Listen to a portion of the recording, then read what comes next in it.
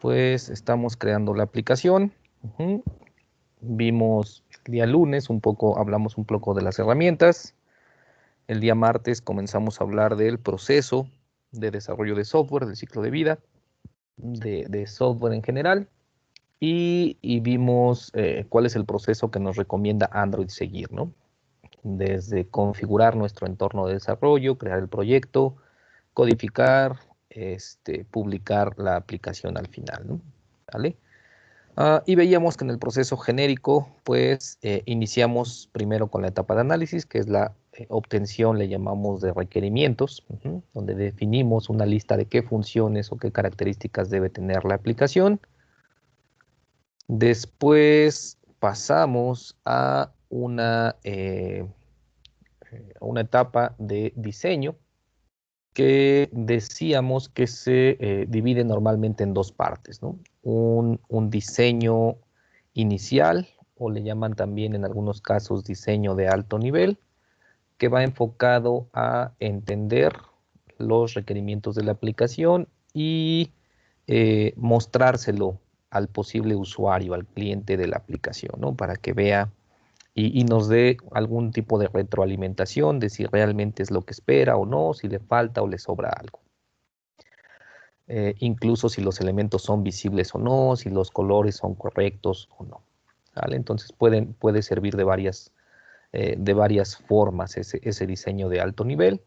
Y para en ese diseño de alto nivel, normalmente creamos lo que llamamos los mockups o maquetas, que son diseños muy similares a cómo se vería una aplicación final, ¿no? Con algunas imágenes, con texto, con botones, con algunos iconos.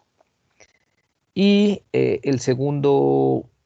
la segunda actividad sería un diseño de bajo nivel o un diseño técnico que está enfocado no hacia el exterior, sino hacia el interior del equipo de desarrollo, con el cual buscamos que nuestro equipo de desarrolladores lo tomen de base para comenzar la codificación y la creación de las interfaces reales, ¿no? Y para eso, pues hay varias herramientas que nos permiten tanto crear como mockups, como ese diseño técnico o ese diseño de bajo nivel, que se les llaman los wireframes, ¿no? Que también me ayudan con el modelo de navegación en la pantalla.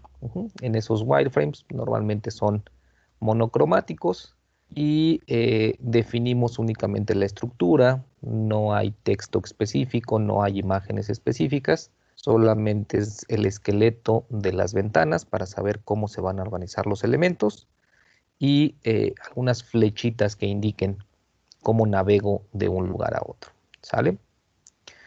Una vez que ya esté ese diseño, pues pasamos a la parte, según el ciclo de vida genérico, a la parte de desarrollo o codificación, en la cual pues nos encargamos principalmente de generar la interactividad en la aplicación, ¿sale? De que realmente ese diseño ya sea funcional, ya haga las tareas para las que fue creado. Y entonces, pues, tenemos que revisar qué eventos del usuario son a los que vamos a responder.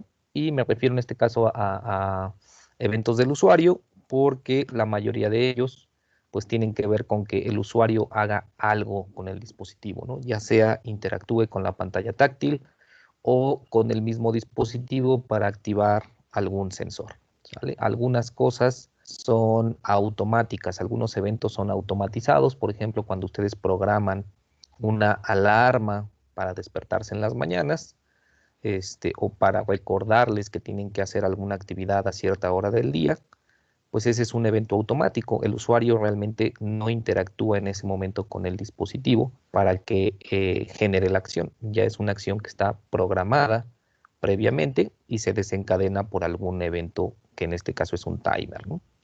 ¿Sale? Entonces hay diferentes tipos de eventos. Eh, Solo estamos trabajando con eventos de usuario nosotros, ¿no? Son los que nos interesan por el momento. Y para cada uno de esos eventos que queramos que estén dentro de nuestra aplicación, pues hay que generar o codificar un manejador, un código específico que responda a ese evento o que le diga a la aplicación qué hacer cuando se presione, cuando se dé un clic, cuando se den 2 clics, cuando se desplace la ventana, cuando se mueva el dispositivo, ¿sale? Entonces, esos van a ser nuestros manejadores. En Android le llaman un handler, ¿no? Que es la palabra en inglés para manejador, un handler.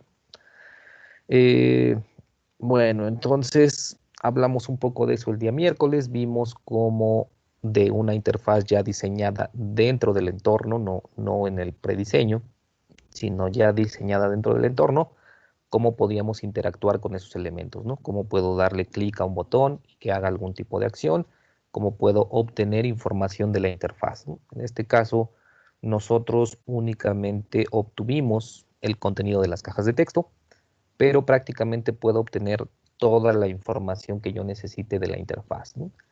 No solo de esos elementos, sino también del mismo diseño, el color, el texto, el tamaño, los IDs, todo eso se puede obtener a través de los objetos y también puedo modificar esa, ¿cómo se llama? Puedo modificar esas propiedades de los objetos. Puedo hacer aparecer y desaparecer objetos, puedo modificar su tamaño, puedo modificar su contenido, su estilo. Todos los elementos son manipulables desde el código, ¿sale? Entonces, todo eso es una interacción que se debe generar desde el código. Y el día de ayer, pues, empezamos a ver que esos datos con los que normalmente interactuamos, pues algunas de esas cosas tiene sentido almacenarlas, ¿no? Por ejemplo, si ustedes entran a la calculadora, pues a lo mejor almacenar datos de los cálculos que yo hice, pues en mi caso, por ejemplo, nunca he usado, aunque la aplicación del teléfono de la calculadora tiene ahí un historial de las últimas operaciones que yo he realizado, eh, nunca he revisado ese historial para ver así como que creo que hice una suma la semana pasada, voy a ver qué hice. Nunca lo he utilizado, ¿no? Habrá quien a lo mejor les sea útil y por eso agregaron esa función, ¿no? De que se guarde un historial de las operaciones recientes. En mi caso no lo he usado, no sé ustedes, ¿no? Pero habrá aplicaciones como esa que a lo mejor pues la información solo la necesito en el momento y una vez que salgo de la aplicación no la necesito más, ¿no? No necesito más revisar esos datos. A lo mejor el cronómetro, igual, ¿no?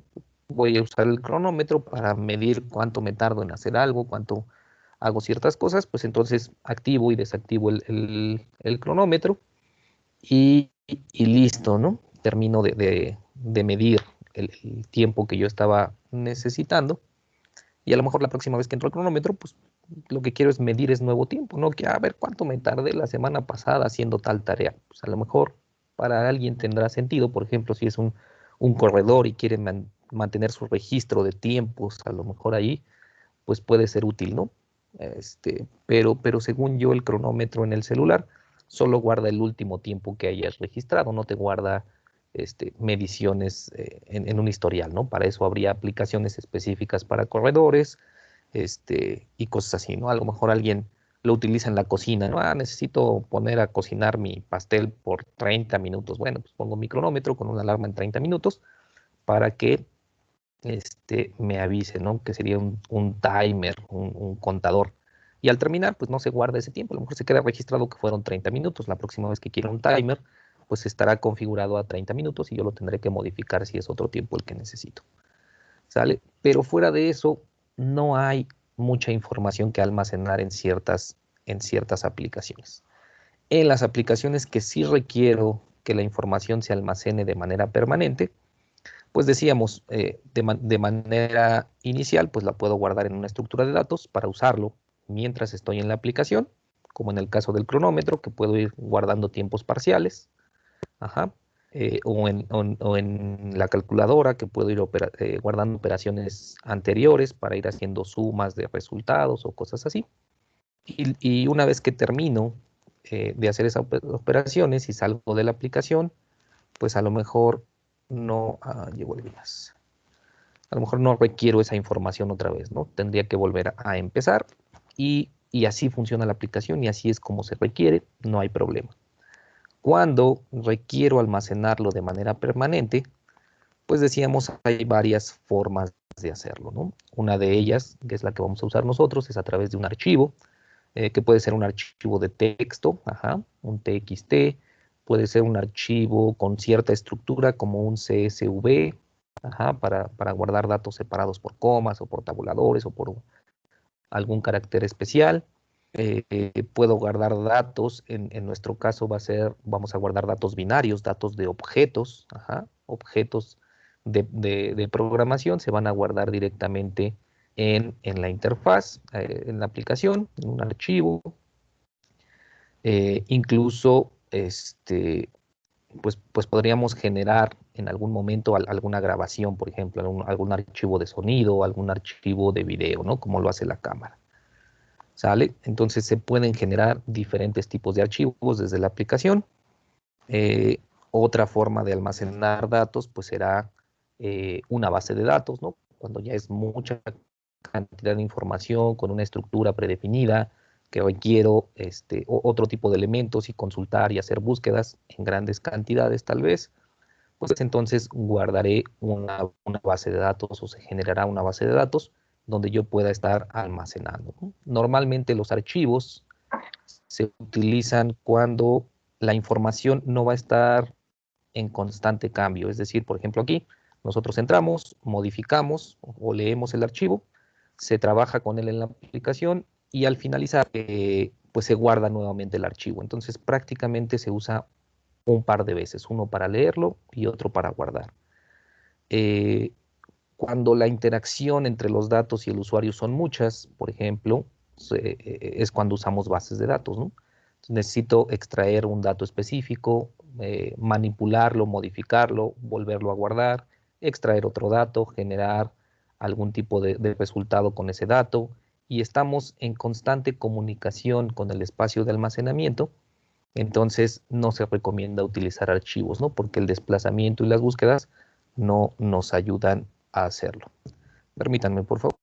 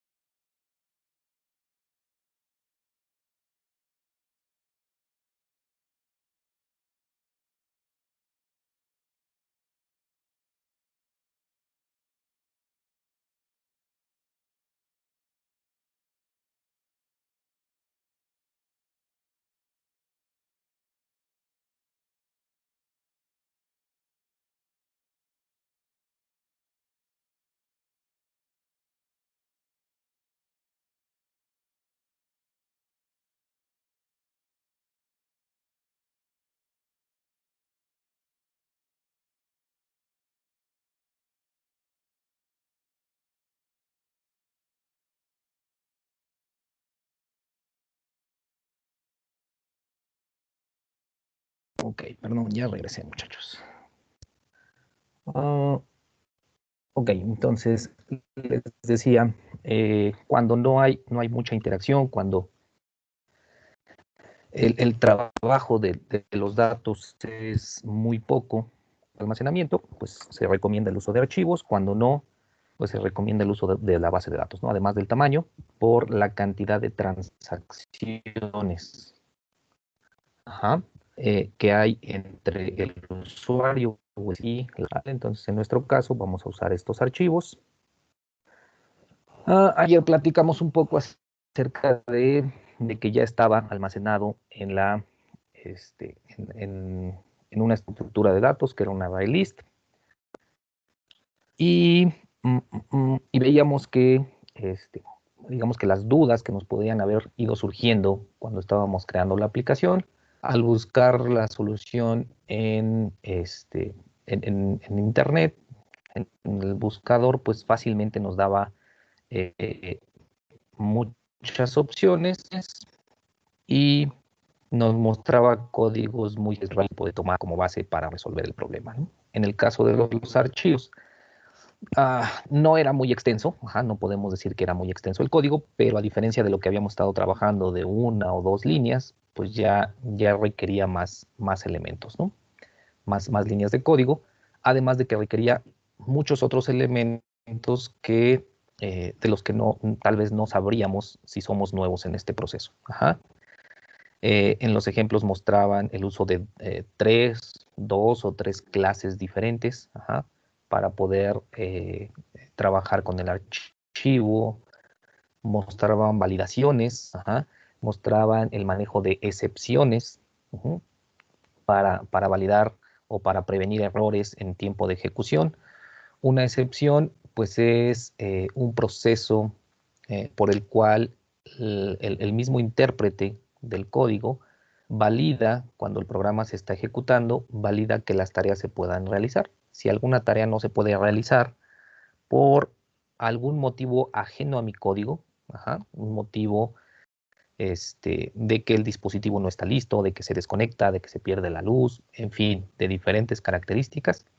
Entonces, al momento de que se está realizando una tarea, algo falla, las excepciones me permiten saber qué fue lo que falló y responder a ese problema, ¿sale?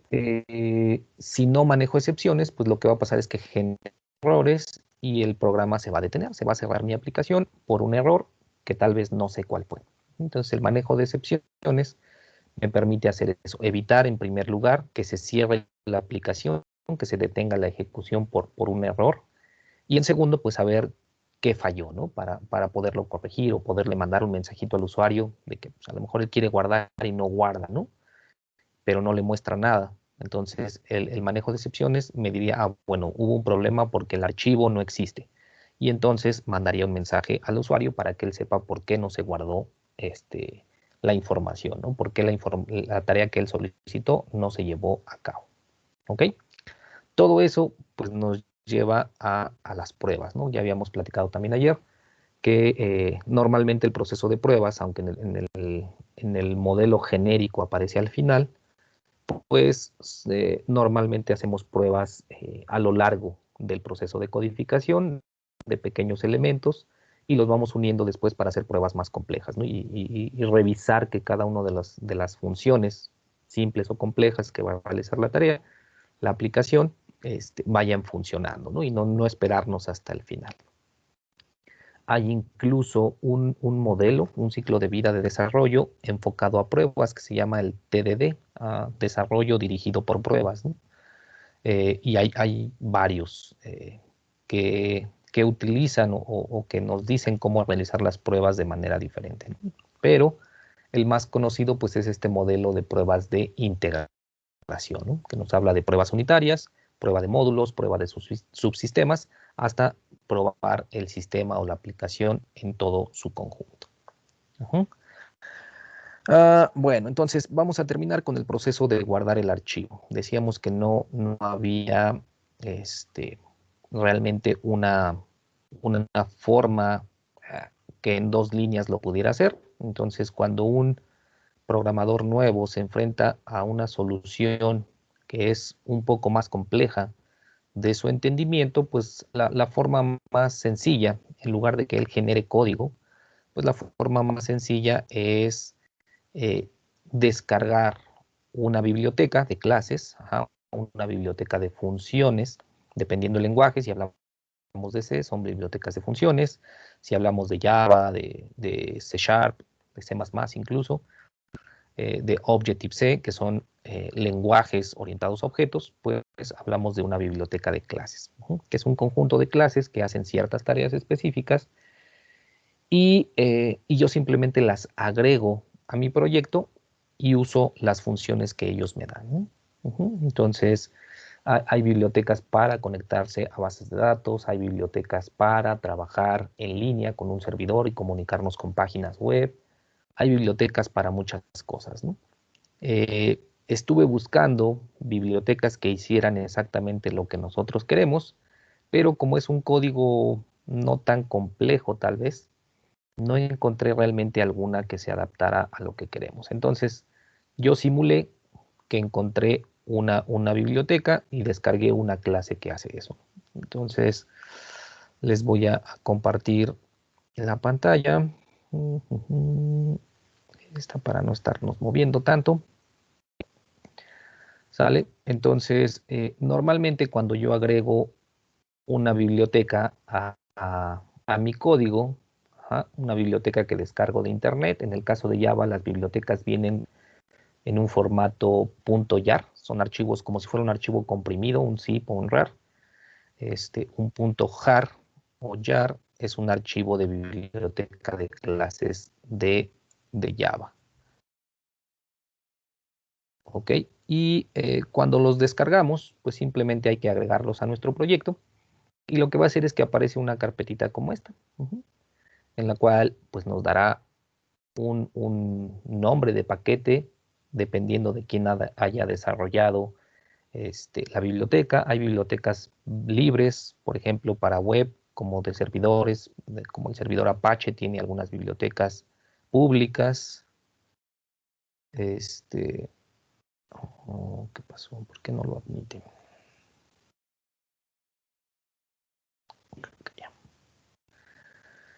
Y pues dicen así, ¿no? Cuando las agregamos comp.apache, comp.commons, comp.algo, ¿no? Entonces nos da, este muchacho no sé qué está pasando. Vamos a darle una vez más. Vamos a obtener alguna biblioteca con un paquete específico y dentro de ella pues vendrán una serie de clases que yo puedo utilizar. Entonces aquí como está esta, pues vendrá otra lista de clases. Muchas veces son bibliotecas que hacen muchas tareas en general, pero usamos nosotros una, dos, tres clases de la biblioteca, nada más, ¿no? Para una tarea específica. Por ejemplo, podemos descargar bibliotecas, les decía, para conexión a bases de datos, que traen 30, 40 clases y de las cuales usamos una, dos o tres, ¿no? Y entonces, esa es la forma en la que normalmente aparecen esas bibliotecas. Y yo estaría viendo pues ya una clase que me va a permitir trabajar con los archivos, ¿no?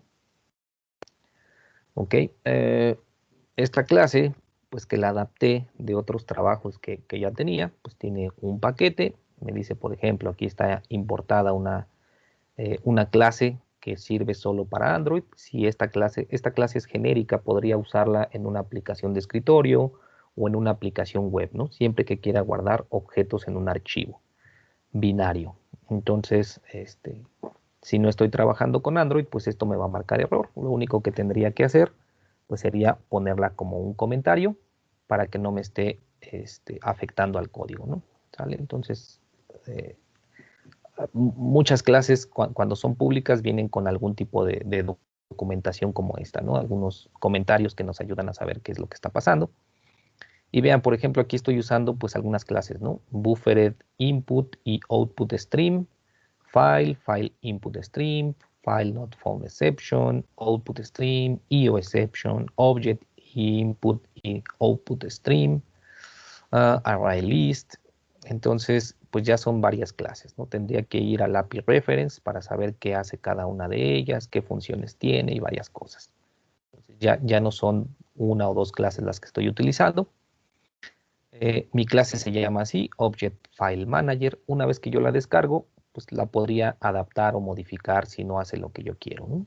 Entonces me va a servir para crear y leer archivos, y lo único que tengo que configurar yo pues son dos cosas, ¿no? Así como en nuestra clase Film configuramos tres atributos, el título, la lista de actores y el género para los objetos de tipo Film, pues para este Object File Manager pues solo me permite o me pide configurar dos cosas, que es la ruta, la carpeta donde se va a guardar el archivo, y en segundo lugar el nombre que le quiero dar al archivo, ¿sale?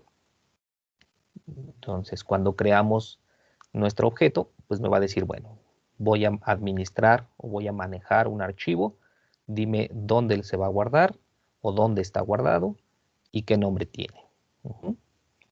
Esto, por ejemplo, igual tiene otro comentario que solo sirve para dispositivos Android y lo que hace pues es validar el espacio de almacenamiento en nuestro dispositivo físico. Bueno, muchachos, aquí está un poco complicado el manejo de los datos. Si lo vemos como usuarios, como alguien que tiene su telefonito a la mano, el teléfono tiene 3 espacios de almacenamiento. ¿Ok? Para el usuario, esos 3 espacios de almacenamiento son, número 1, la SD card, que es una memoria que podemos poner o extraer del dispositivo con facilidad y llevarla a otro dispositivo y compartir información, ¿cierto? Entonces, eso es almacenamiento externo. Y hay otro que le llamamos almacenamiento interno, ¿no? El almacenamiento interno es el que vemos cuando conectamos, por ejemplo, nuestros teléfonos a través del cable USB, los conectamos a la computadora y nos aparece como si fuera una memoria USB en la cual me muestra una serie de carpetas y yo puedo ver los archivos de la cámara, puedo ver los archivos que tenga almacenados ahí en varias carpetitas, sonidos, hay una carpeta para WhatsApp, la carpeta de descargas, hay varias carpetas, ¿no? que yo puedo ver y incluso creo que cuando abrimos esa carpetita en el dispositivo dice así, ¿no? Dice almacenamiento interno. ¿Ok?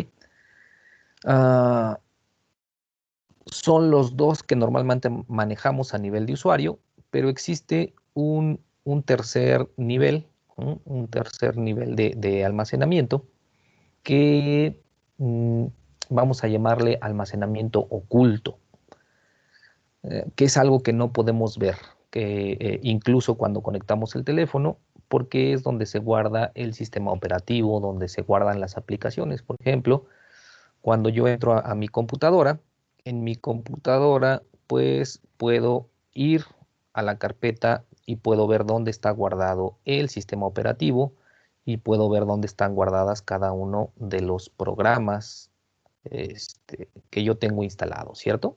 Entonces yo puedo ver toda esa información sin ningún problema. En el caso del dispositivo móvil, no nos permite visualizar eso, no nos permite ver dónde están los archivos del usuario, dónde están los archivos de las aplicaciones que están instaladas, no nos permite ver nada del sistema operativo de forma abierta, digámoslo así, ¿no?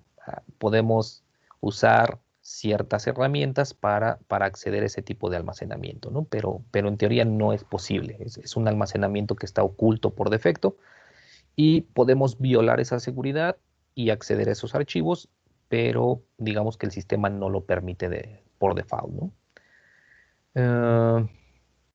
Las bases de datos, por ejemplo, que creamos, el dispositivo puede crear bases de datos internas, no podemos acceder a ellas de manera simple, tendríamos que violar o romper esa seguridad del sistema para poder acceder directamente a las bases de datos.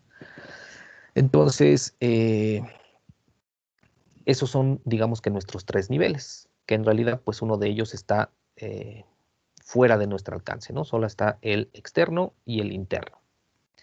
Como desarrolladores, desde el punto de vista del desarrollador de aplicaciones para Android, el sistema me muestra esos mismos 3 niveles, pero les llama diferente. Para el programador está el almacenamiento interno. El almacenamiento interno es ese almacenamiento que está oculto para el usuario, el que es privado, ¿ok? Y entonces yo puedo crear archivos que nadie va a poder ver, incluso si conecta su teléfono por USB, ¿no? En rutas que incluso tampoco conozco, que se van a guardar de alguna manera ahí. Cuando yo creo una base de datos, por ejemplo, pues es un archivo que se va a crear en el sistema, en ese almacenamiento interno, ¿ok? Es un almacenamiento privado, no puedo conocer la ruta física del dispositivo. Podríamos crear un archivo en ese tipo de almacenamiento y entonces pues nadie sabría que estamos usando un archivo, ¿ok?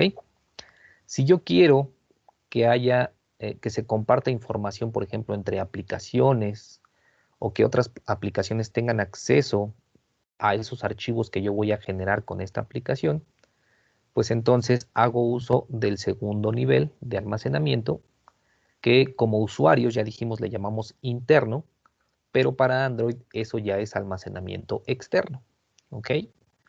El almacenamiento externo pues son esas carpetas que vemos cuando conectamos el teléfono por USB.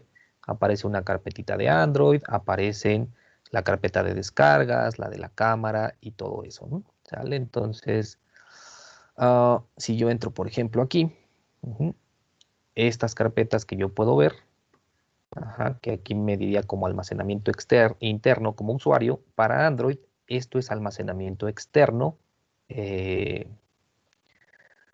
el cual pues yo puedo guardar y puedo hacer que las aplicaciones compartan información, ¿no? Cuando yo tomo fotos con la cámara, pues se guardan aquí y entonces cualquier otra aplicación puede acceder a esta carpeta y revisar las fotos de esta galería, ¿no?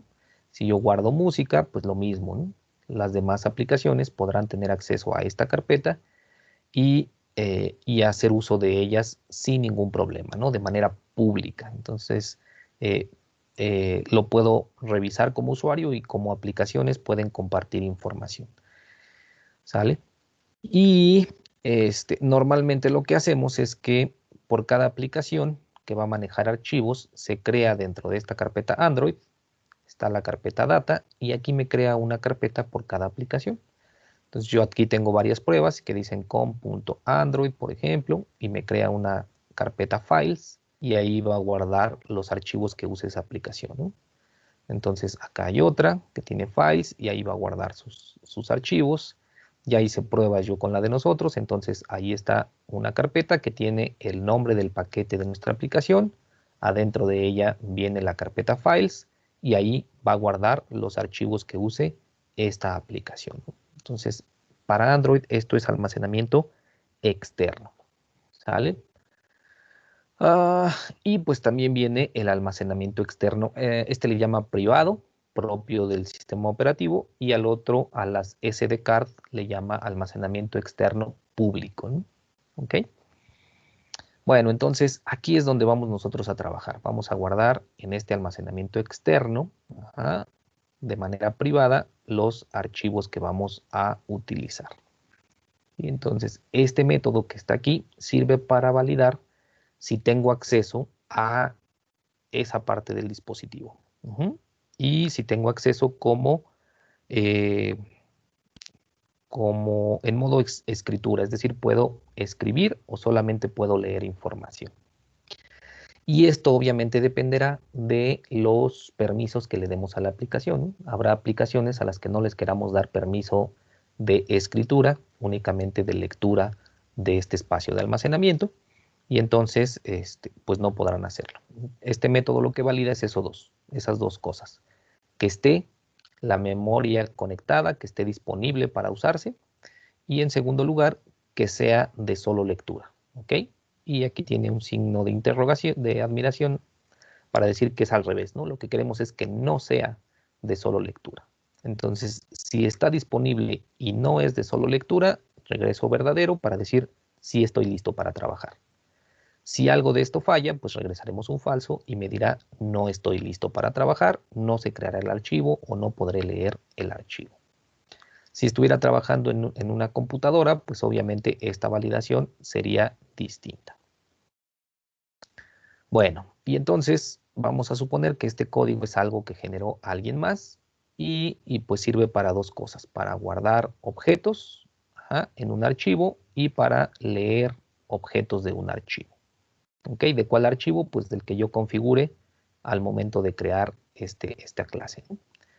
Entonces, el de guardar, pues lo que hace es que lee una lista de objetos, un array list, como el que nosotros tenemos en la aplicación, valida si está listo. Si regresa falso, pues me va a decir no puedo acceder al dispositivo y se va a terminar el proceso, ¿no?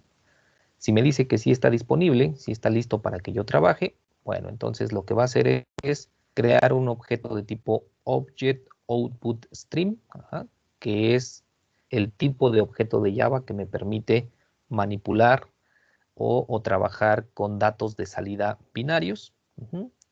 va a crear un objeto file, que es el archivo donde va a guardar la información, y le digo, bueno, lo vas a guardar en esta carpeta que se configuró al inicio, cuando creen el objeto File Manager. Ahí se le va a decir en qué carpeta, y le van a decir qué nombre de archivo. Yo le estoy agregando, o aquí esta clase le está agregando la extensión OBJ, de que son objetos, ¿no? Pero, por ejemplo, si yo lo voy a usar para mi aplicación que guarda listas de películas, pues yo le puedo poner, por ejemplo, to watch list, ¿no? TWL. Ajá, y yo sé que los archivos TWL son archivos que puede leer mi aplicación de listas para ver, ¿no? Entonces, la extensión realmente no importa. Puede ser cualquier cosa, la que usen. No va a afectar en el formato la extensión que le den al archivo, ¿vale? Entonces, vamos a adaptar esta clase y vamos a decir, bueno, mi clase va a ser archivos TWL, ¿no? To watch list. Va a crear el archivo. Vean que usa 3 clases para crear el archivo. Un file output stream con esos datos. Después eso se lo pasa a un buffer de stream y eso se lo pasa a un object output stream, ¿no? ¿Para qué? Pues para que me deje guardar objetos. Es lo que yo quiero guardar en el archivo. Objetos, no texto. Y después dice, va el proceso de escribir los objetos de la lista. Entonces recorre la lista, mientras la lista de objetos no esté vacía, pues toma el objeto que está en la primera posición de la lista y velo escribiendo en el archivo, ¿no? Write object.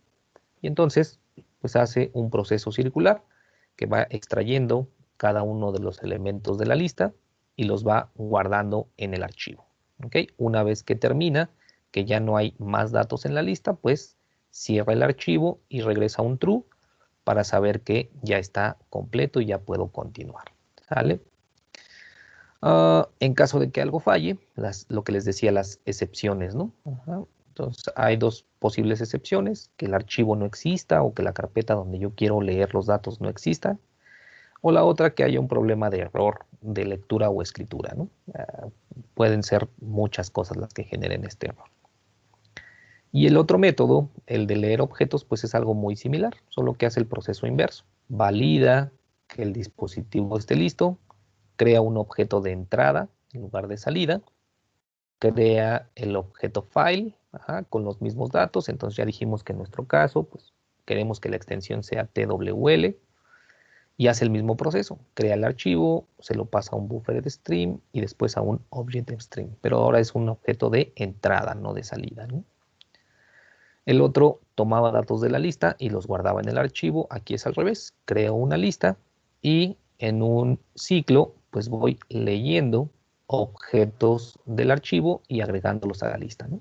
Entonces va a ir leyendo. Cuando ya no haya objetos en el archivo, pues genera una excepción y termina el ciclo, ¿no? Termina este ciclo infinito y cierra el archivo, ¿no? De que ya no lo vamos a utilizar, y lo que me va a retornar pues es la lista, este array list, con todos los elementos que haya tenido nuestro archivo.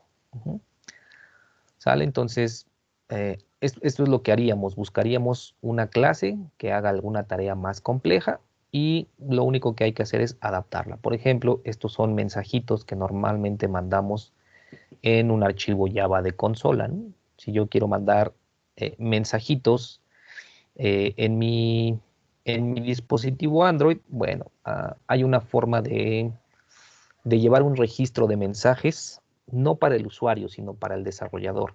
Entonces, se utiliza la clase log, para llevar un log, un registro de acciones. Y ese log tiene varios métodos: D para mensajes de debug, E para mensajes de error, I para mensajes de información, B para verbose y W para warnings. Entonces voy a ponerle que son mensajes de debug, solamente para validar que está funcionando nuestra aplicación, y me pide 2 cosas: una etiqueta y el mensaje. Entonces la etiqueta es para ubicar el mensaje de manera rápida. Entonces le voy a poner que la etiqueta es File Manager en el método, por ejemplo, save. Y dice no puede acceder al dispositivo, ¿no? Y acá podría agregar un mensaje similar, pero es del método read. Estos mensajes que están aquí como system también los podría cambiar por un log. En teoría no vamos a tener errores, muchachos, así que voy a decirle aquí, le voy a decir que nos mande un mensaje, ¿no? En el file save, objetos guardados.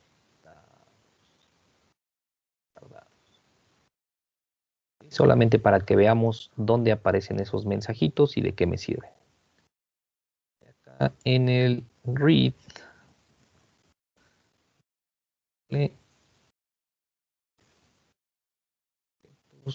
leídos. ¿Vale? Y ya, entonces prácticamente no modificamos la clase, solo adaptamos un par de cosas, ¿no? Es algo que alguien más generó. ¿Ok? Y entonces, pues yo ya nada más tengo que usar esos dos métodos, el método read y el método save.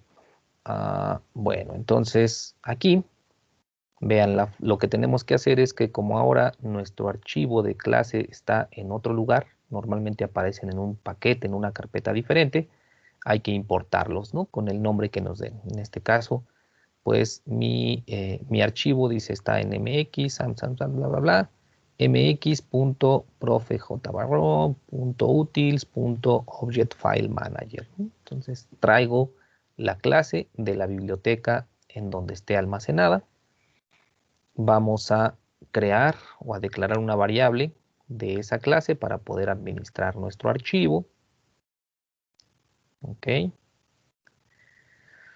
Y bueno, hice algunos cambios. Nosotros, por ejemplo, teníamos este array list creado por defecto, ¿no? Ahora, lo que va a pasar es que cuando la aplicación inicie, ya decíamos, lo primero que va a hacer es ir al archivo y traer la lista. No va a generar una lista nueva, va a generar una lista a través de leer el archivo del usuario, ¿no? ¿Sale? Entonces, creo mi objeto. Vean, le digo a Android, dame acceso al directorio de archivos externos. Entonces eso dice, bueno, ¿cómo se llama tu aplicación? Tal. Creo la carpeta específica en el almacenamiento externo para tu aplicación y yo le estoy diciendo, ahí vas a crear una carpeta que se llame listas y adentro de ella vas a buscar el archivo que se llame películas, por ejemplo. ¿Sale? Y mando llamar al método de la clase FileManager que se llama readObjects. Entonces él va a buscar ese archivo, va a tratar de leer los datos y los va a regresar en esta lista, ¿no? Si el archivo está vacío, si no he guardado nada, pues me va a regresar un objeto nulo. Entonces, si no hay datos, pues le voy a decir, bueno, entonces crea una lista vacía y oculta el botón siguiente para que el usuario no trate de darle siguiente en una lista que no existe. ¿Sale? Bueno, y esto ahorita vemos qué es, muchachos, el show first. Entonces ya con eso, una vez que yo inicie la aplicación, debería mostrarme los datos que están guardados, si hay. Si no los hay, pues simplemente permanece vacía. Y el otro cambio, pues es que aquí en nuestro código que ya teníamos, decíamos el agregar film, agregar película, vacía las cajas de texto, crea un objeto con, perdón, lee el contenido de las cajas de texto, crea una película, un objeto película con esos datos, lo agrega a la lista, tenga o no tenga datos a la lista, no importa, vacía las cajas, me quita el botón de agregar y me muestra el botón de siguiente, ¿no? Para que ahora sí pueda empezar a recorrer la lista. Le agregué esto, muchachos, para que en lugar de regresarse y mostrarnos el primer elemento de la lista, pues ahora lo que nos va a mostrar es el elemento que acabamos de agregar, ¿no? Que sería el último. Entonces le digo, bueno, dame el tamaño de la lista. Si son 5 elementos, por ejemplo, le resto 1 para que la posición sea el último elemento, ¿no? Y entonces le digo, bueno, selecciona ese último elemento de la lista y muéstrame sus datos en las cajitas, ¿vale? Entonces el elemento que acabo de agregar es el que me va a mostrar en pantalla y ya podré ir recorriendo la lista. El Show Next, el mostrar siguiente, pues lo que va a hacer, ya lo teníamos, pasa a la siguiente posición. Si estoy en el último, que es el que acabo de agregar, pues se regresará al primer elemento de la lista y otra vez podré recorrer toda la lista sin problema, ¿no? Ok, ¿dónde agregamos lo de guardar? Pues decíamos, no lo voy a hacer cada vez que agregue uno, voy a guardar cuando se cierre la ventana. Entonces, aquí en mi botón, perdón, en mi menú, donde tengo la opción del Home para regresarme a la ventana principal, pues ahí antes de terminar, antes de salir, le digo lo que vas a hacer es guardar objetos, ¿no?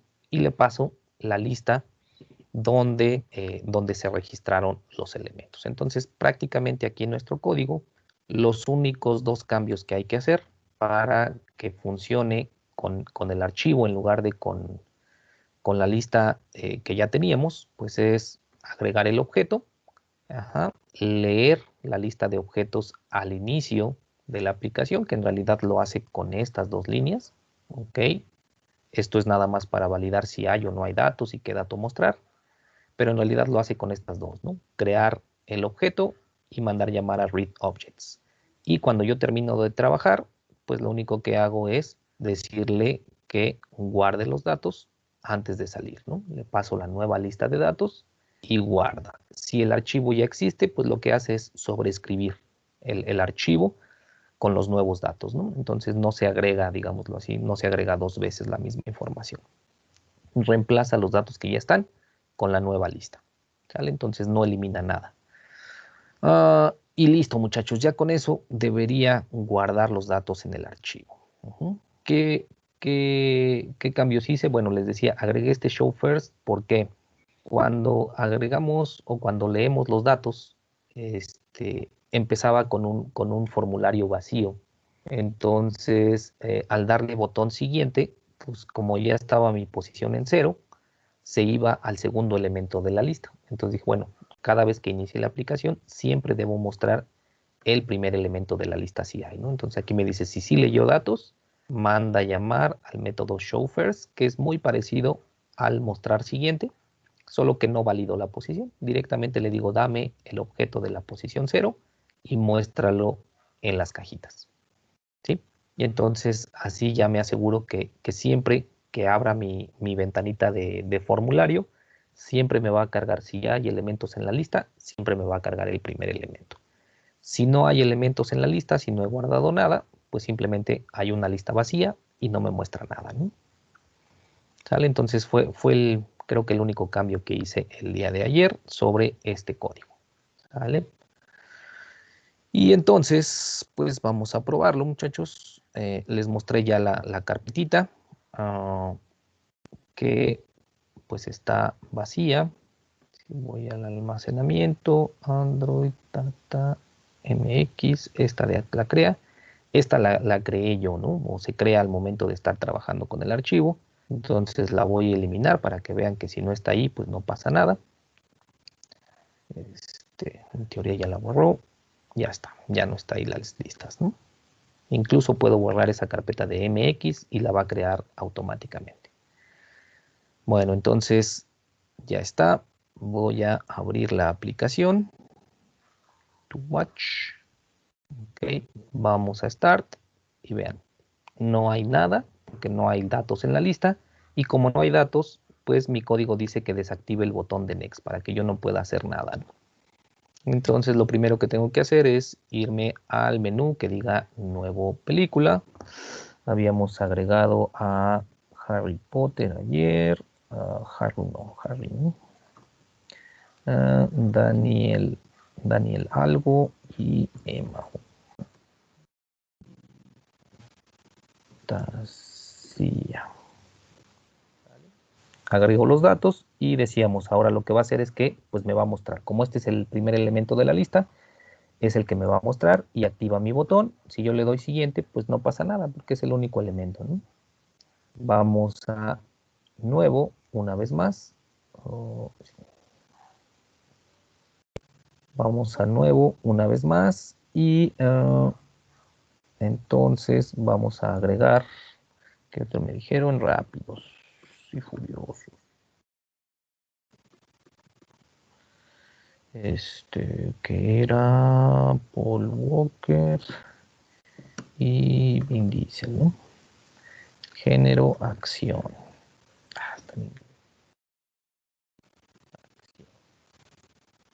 Agregamos y vean, no se mueve porque ahora está configurado para mostrarme siempre el último elemento, el que yo agregué, ¿no?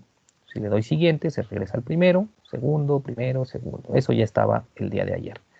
La diferencia es que ahorita, bueno, a ver si no falla esto, muchachos, me voy a ir una vez más a la carpeta de archivos. Ahí está.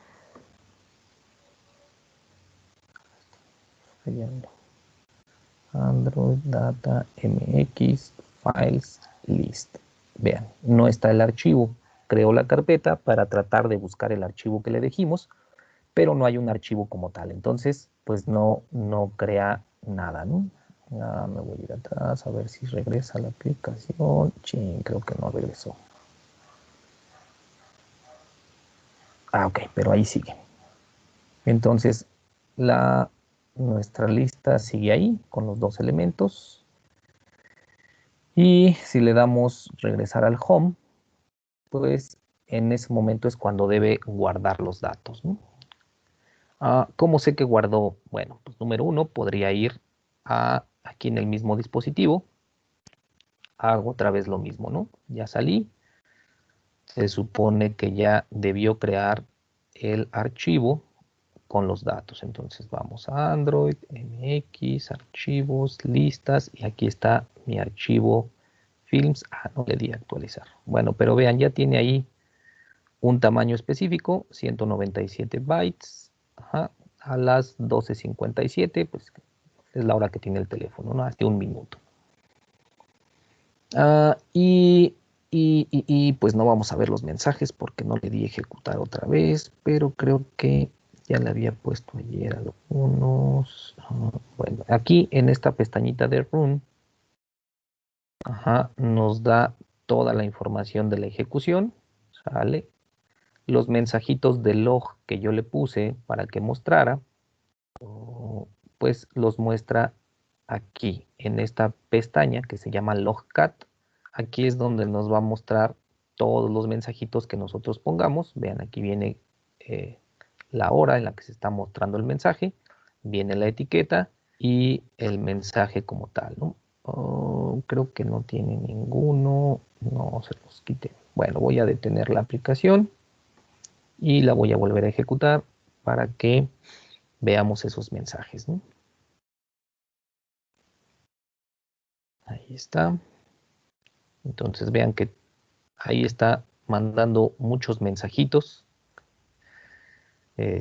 Yo entro y pues como le di nuevo, ahora sí está cargando el archivo TWL.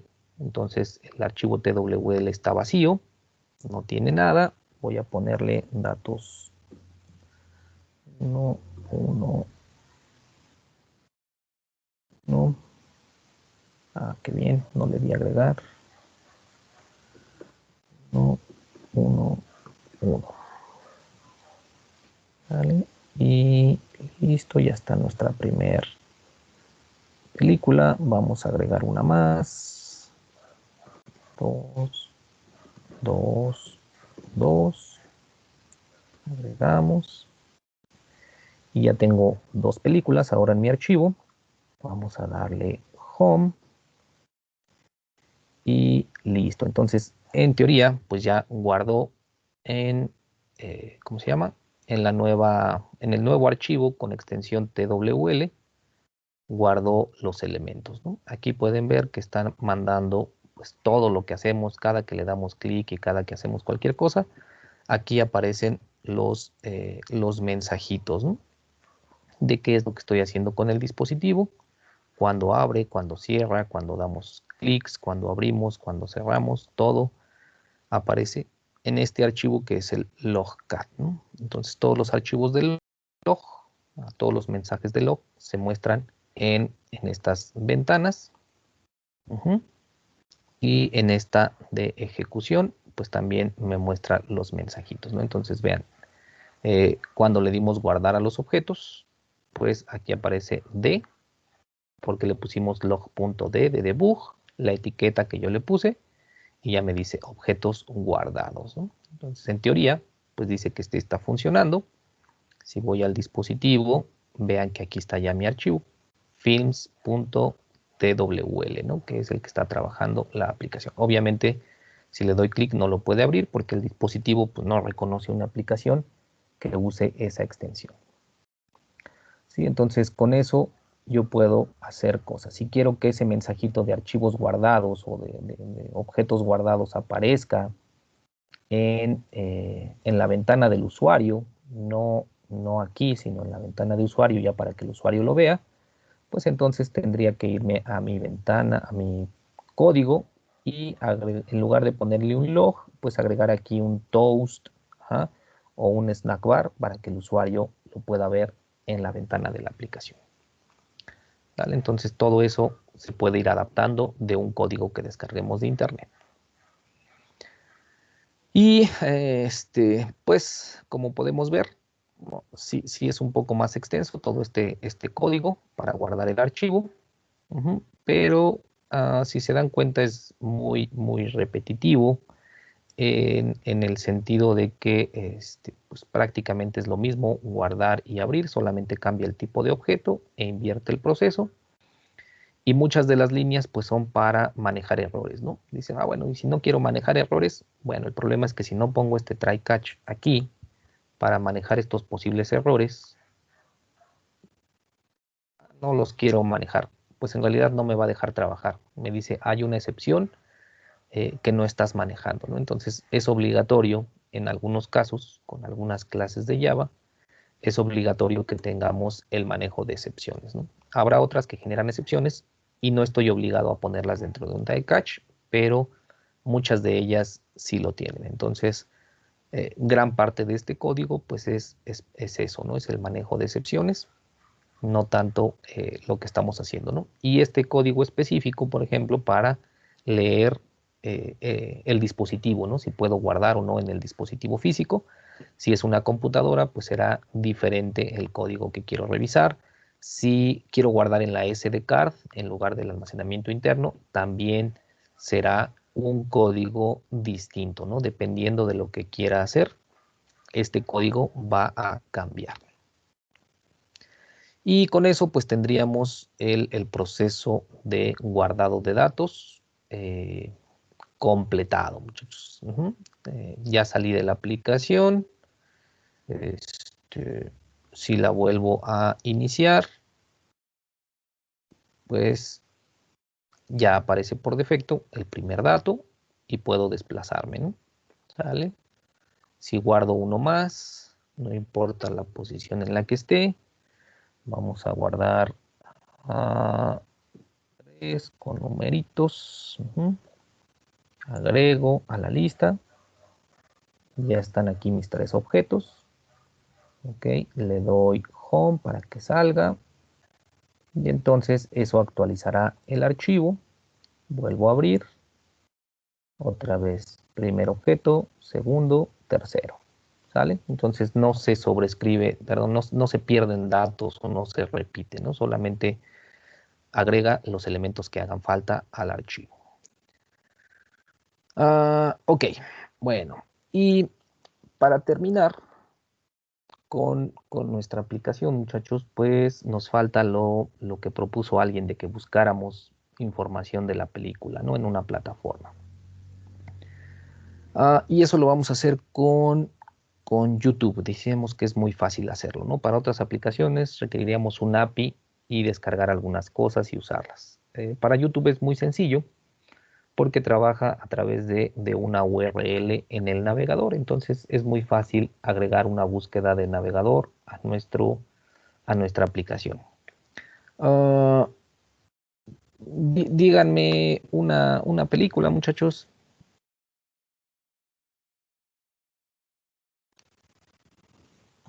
Rápido y Furioso. Perdón, no te escuché. Rápido y Furioso. híjole, bueno, la misma de hace rato, ¿no? Rápido y Furioso 9, por ejemplo, ¿no? Entonces, si yo le pongo Rápido y Furioso 9, pues lo que me muestra es una lista de videos y vean, lo único que hace es poner youtube.com/resultados y el signo de interrogación es para separar los parámetros de la búsqueda, ¿no? Entonces dice, vas a hacer una búsqueda con estos datos, rápido, más i, más furioso, más 9. Entonces lo único que hace es que por cada palabra o pone una lista de palabras buscando algo en específico con las palabras que yo ponga aquí, ¿no? Entonces si quiero buscar el actor, por ejemplo, Piratas del Caribe, que era una que me habían dicho ayer, aquí está Johnny Depp. Entonces es lo mismo, hace una búsqueda con la misma URL, YouTube, Results, Search Query, Piratas, más del, más Caribe, más Johnny, más Depp. Lo único que hace es que concatena todas las palabras con un más, ¿no? ¿Vale? Entonces es muy, muy fácil hacer una búsqueda. Esto es lo que vamos a hacer. Vamos a hacer desde nuestra aplicación, le vamos a pedir que haga una búsqueda en YouTube con esa liga, con esa URL. Entonces, lo primero que necesito es generar esto. Generar la lista de palabras concatenados por un más. Bien, eso lo vamos a hacer en nuestra clase film, en nuestra clase película. Aquí es donde están los datos guardados, ¿no? Entonces, vamos a ponerlos aquí. Entonces, vamos a sobreescribir, igual como le hicimos ayer, código generar método toString, y nos genera, bueno, le seleccionamos que queremos todos los datos y nos genera un archivo, bueno, perdón, un método como este, lo voy a sobreescribir, que me dice, bueno, te voy a imprimir el film más título, actor, género y todo eso, ¿no? Digo, bueno, pero YouTube lo que me va a pedir son solo palabras, entonces yo le voy a decir, bueno, como son películas, quiero que busques el tráiler de la película tal con un título. Entonces, le vas a poner después un más. Y ahora vas a poner lo que esté o lo que el usuario haya puesto en actores. Después otro más. Y lo que el usuario haya puesto en género. Entonces, únicamente estoy haciendo lo que haría YouTube. Ponerle las palabras que yo tengo con un más. ¿Ok? Concatenando los valores. Y aquí pues le agrego la palabra trailer nada más, ¿no? O podemos agregarle la palabra film o la palabra película, dependiendo lo que yo quiera buscar, ¿no? Y puedo agregarle las palabras que yo quiera. Le voy a poner, por ejemplo, film más trailer. Film más trailer más todos los datos que haya puesto el usuario. ¿Vale? Y entonces, pues esto lo voy a usar en una URL. La URL pues va a ser esta que está acá. HTTP, YouTube, results, search query igual a, y ya nada más concateno lo que me dé mi clase fill. Bien, entonces, como decíamos que mando mensajes, ¿cómo le digo a mi aplicación que se comunique con otras aplicaciones? A través de un intento, ¿no? Entonces, lo que voy a hacer es generar un intento a partir de una URL. Y lo voy a hacer en el menú. Tenemos una opción de menú que es esta, Action Search. Y aquí es lo que hago, vean, creo una URL con los datos que me da YouTube. Le voy a poner así, HTTPS, YouTube, Results, signo de interrogación, Search Query, más, y le digo al objeto, al objeto que esté seleccionado en ese momento en mi formulario, le digo que me dé su cadena de texto, ¿no? Entonces, como ya es un string, es como si yo mandara a llamar ese método toString de manera directa, pero no es necesario hacerlo, ¿no? ¿Sale? Creo un intento, vean, con un intento estándar de Android, que es un Action View. ¿Okay? Eso abre o manda un mensaje al dispositivo para que las aplicaciones que estén programadas para ver este tipo de URLs, este tipo de datos, que en nuestro caso es una URL, pues respondan de alguna manera. Y, y ya, le digo, te voy a mandar datos con el método setData. ¿Qué te voy a mandar? Pues una URL, ¿no? Y ya, mando con el mismo método que teníamos, Start Activity. Solo que en lugar de una actividad que tengo dentro de mi proyecto, en realidad lo que voy a generar es una actividad X que el dispositivo tiene configurada, no sé cuál, para abrir una URL. Y pues entonces eso ya hará que funcione mi aplicación. Voy a salir. Ok, ejecutamos nuevamente la aplicación.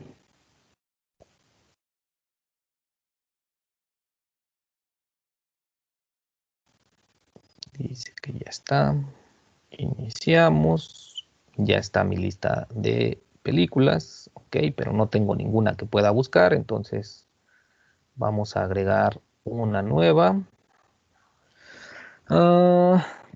Por ejemplo, la película Seven, que es de Brad. No sé cómo se escribe Brad Pitt, muchachos, pero lo voy a poner así. Brad Pitt y Morgan Freeman. Sale. Y el género es, no tengo idea, voy a ponerle suspenso.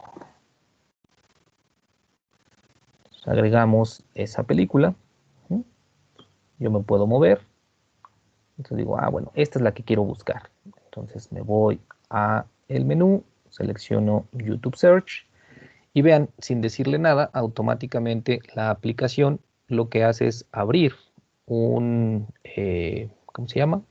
Una aplicación que sea capaz de responder a estas,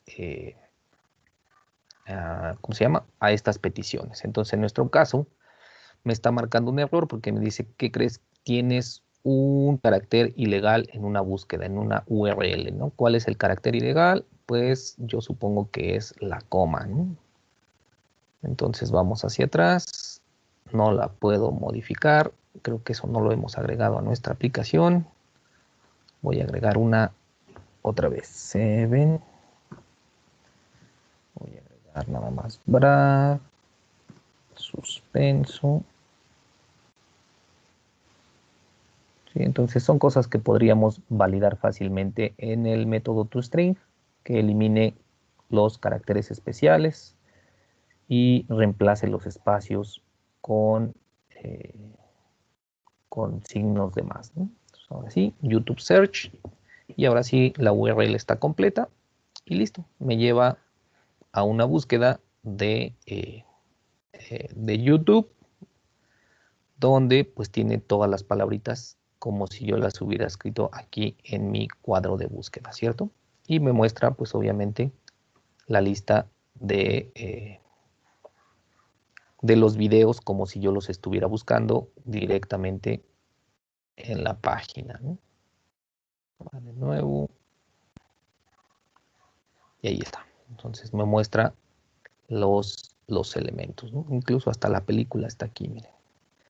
Si yo pusiera estas palabritas, voy a hacerlo. Copio las palabras y las pego en mi navegador. Híjole, dice que no me dejo copiar, muchachos. Sí.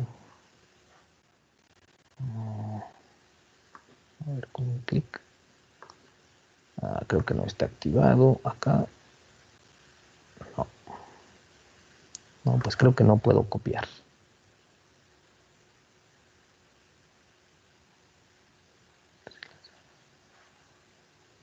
No, solo funciona dentro del dispositivo. Ok, pero sería lo mismo que pusiéramos acá, ¿no? Film, trailer, Brad, suspenso. Me faltó Seven. y me da prácticamente los mismos resultados, ¿no? Entonces, abrir URLs, pues es muy sencillo con un intento. Solamente pongo la URL que quiero, genero un intento con este Action View. Estos intentos se quedan guardados en un espacio del dispositivo, muchachos. Cada aplicación que ustedes instalan, hay un espacio específico en el sistema operativo que guarda a qué tipo de archivo y a qué tipo de mensajes puede responder una aplicación. Entonces, cuando yo genero un intento con un mensaje, con una clave específica, va a ese espacio y me dice, a ver, qué aplicaciones pueden responder a este tipo de mensaje. Y me muestra, obviamente, la lista, ¿no? Por ejemplo, cuando ustedes están en su dispositivo, poniendo que están aquí y le dan clic en alguno de los videos, pues aquí, por ejemplo, esta es la única aplicación que tiene precargada este dispositivo virtual para trabajar con los elementos, ¿no? Pero en su teléfono, por ejemplo, si tienen instalada la aplicación de YouTube, al momento de darle clic al video, pues les pregunta con qué lo quieres abrir, con el navegador o con tu aplicación de YouTube, ¿no? Si abren o seleccionan en su paquete de archivos, seleccionan una imagen, pues si solo tienen una aplicación que abra imágenes, por default la va a abrir con ella porque detecta que es la única. Pero si tuvieran varias aplicaciones, pues lo que va a hacer es que les pregunta, a ver, ¿tienes 3 intentos o tienes 3 aplicaciones que pueden responder a este mensaje? ¿Con cuál quieres proceder, ¿no? ¿Con cuál quieres seguir? Sí, entonces eso es lo que pasaría en un dispositivo físico. ¿Sale? Entonces esta búsqueda de YouTube, pues ya vieron que es muy simple. ¿Preguntas, muchachos, hasta aquí?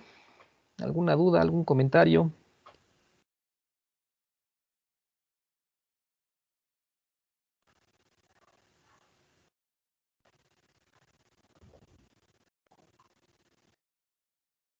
Si se quisiera hacer para, por ejemplo, para Netflix, ¿tendría que ser lo mismo o ahí ya es otra cosa diferente? No, ahí es otra cosa, porque Netflix no trabaja a través del navegador con una URL. Entonces, incluso si yo quisiera que este video no se cargara directamente en el navegador, sino se abriera directamente con la aplicación de YouTube, ah, les digo que hay algo que se les llamamos APIs. Ajá. Cada aplicación, cada desarrollador genera APIs de sus aplicaciones que me dan acceso a las funciones de la aplicación, ¿no? Entonces, yo puedo crear una aplicación que se conecte con Facebook, que se conecte con Twitter, con WhatsApp, con la aplicación de YouTube, con Netflix, con cada una de las aplicaciones que tenga instalada en mi dispositivo. Entonces, el problema es que necesito descargar esa API, que es como una biblioteca de clases, agregarla a mi proyecto y usar ciertas funciones dependiendo de lo que quiera hacer, ¿no? Entonces, no es tan sencillo como crear un intento y mandar llamar al Start Activity. Necesito algunas otras configuraciones y algunas otras cosas, ¿no? Porque además, varias de esas aplicaciones requieren una cuenta de usuario para poder ingresar. Entonces, aquí en el navegador, pues no requiero nada. Pero para ciertas aplicaciones, sobre todo aplicaciones como Netflix, como Facebook, necesito un inicio de sesión. Entonces, es otro tipo de permisos y otro tipo de cosas, ¿no? No es tan complejo porque no programamos mucho en realidad. Eh, Solo es como ahorita le hicimos con el archivo, ¿no? Jalar clases de alguna carpeta y mandar llamar a ciertas funciones, ¿no? Pero tampoco es tan fácil como esto de poner una URL y ábrelo y ya, no es tan sencillo. ¿Sale? Ok, gracias. Y entonces, Ariel, ¿habías levantado la mano? Era para preguntar algo similar. Entonces, para conectar a una base de datos, ¿tendríamos que usar también una API o sería un web service? Ok, si es una base de datos interna, es decir, local en mi teléfono, ajá, el manejador de bases de datos interno es SQLite. Puedo desde mi código Java crear bases de datos, crear tablas y hacer toda la manipulación con SQL de manera muy simple. Si quiero conectarme a una base de datos externa, ajá, sí necesita que esa base de datos esté en un servidor al cual yo tenga acceso y lo más común pues es hacerlo a través de un web service, ¿no? Que el servidor o el sitio tenga un web service generado para consultas y desde mi aplicación lo que hacemos se llama consumir ese web service, ¿no? Para conectarnos a la base de datos. Pero entonces la transferencia de datos se realiza a través de JSON. Uh, Depende cómo esté configurado el web service, ¿no? Pero es lo más común, trabajar con un objeto JSON o trabajar con archivos XML. Ajá. De manera muy básica, incluso lo que puedes hacer es mandar una simple consulta SQL que se ejecute directamente en el servidor, ¿no? O mandar todos los datos y ya el servidor se encargue de cargar los datos, ¿no? Pero idealmente el estándar actual para transferencia de datos entre cliente y servidor, pues es ya sea un archivo XML con Ajax o a través de objetos JSON en web services, ¿no? Y por ejemplo, las consultas con Ajax, ¿cómo puedo decirlo? ¿Están incluidas de forma nativa entre las librerías de Android? No, no, así de forma nativa no podemos usar Ajax. Lo que nos ofrece Android es una clase que se llama asyntask, tarea asíncrona, que es algo similar a lo que hace Ajax, es poder generar una petición asíncrona en segundo plano a través de la creación de un hilo a un servidor, ¿no? Entonces, eso es lo que hace. Entonces, no es la misma lógica, digámoslo así, no es la misma lógica de Ajax que tendríamos directamente en el sitio web. Es una aplicación un poco diferente, pero, eh, pero el funcionamiento interno pues prácticamente es lo mismo. Creo mi objeto asyntask, lo configuro para que se conecte a un servidor con una URL, con ciertos datos de usuario si es que necesito un inicio de sesión y se mande la información que requiera, ¿no? Lo más fácil es pues configurar los web services y consumirlos desde la aplicación. Es lo más sencillo, ¿no? Para evitarnos mucha programación en el dispositivo, la mayoría se hace en el servidor. Solo es el intercambio de datos lo que programamos. Oh, ya, muchas gracias. De nada. ¿Alguien más, muchachos? ¿Preguntas, comentarios?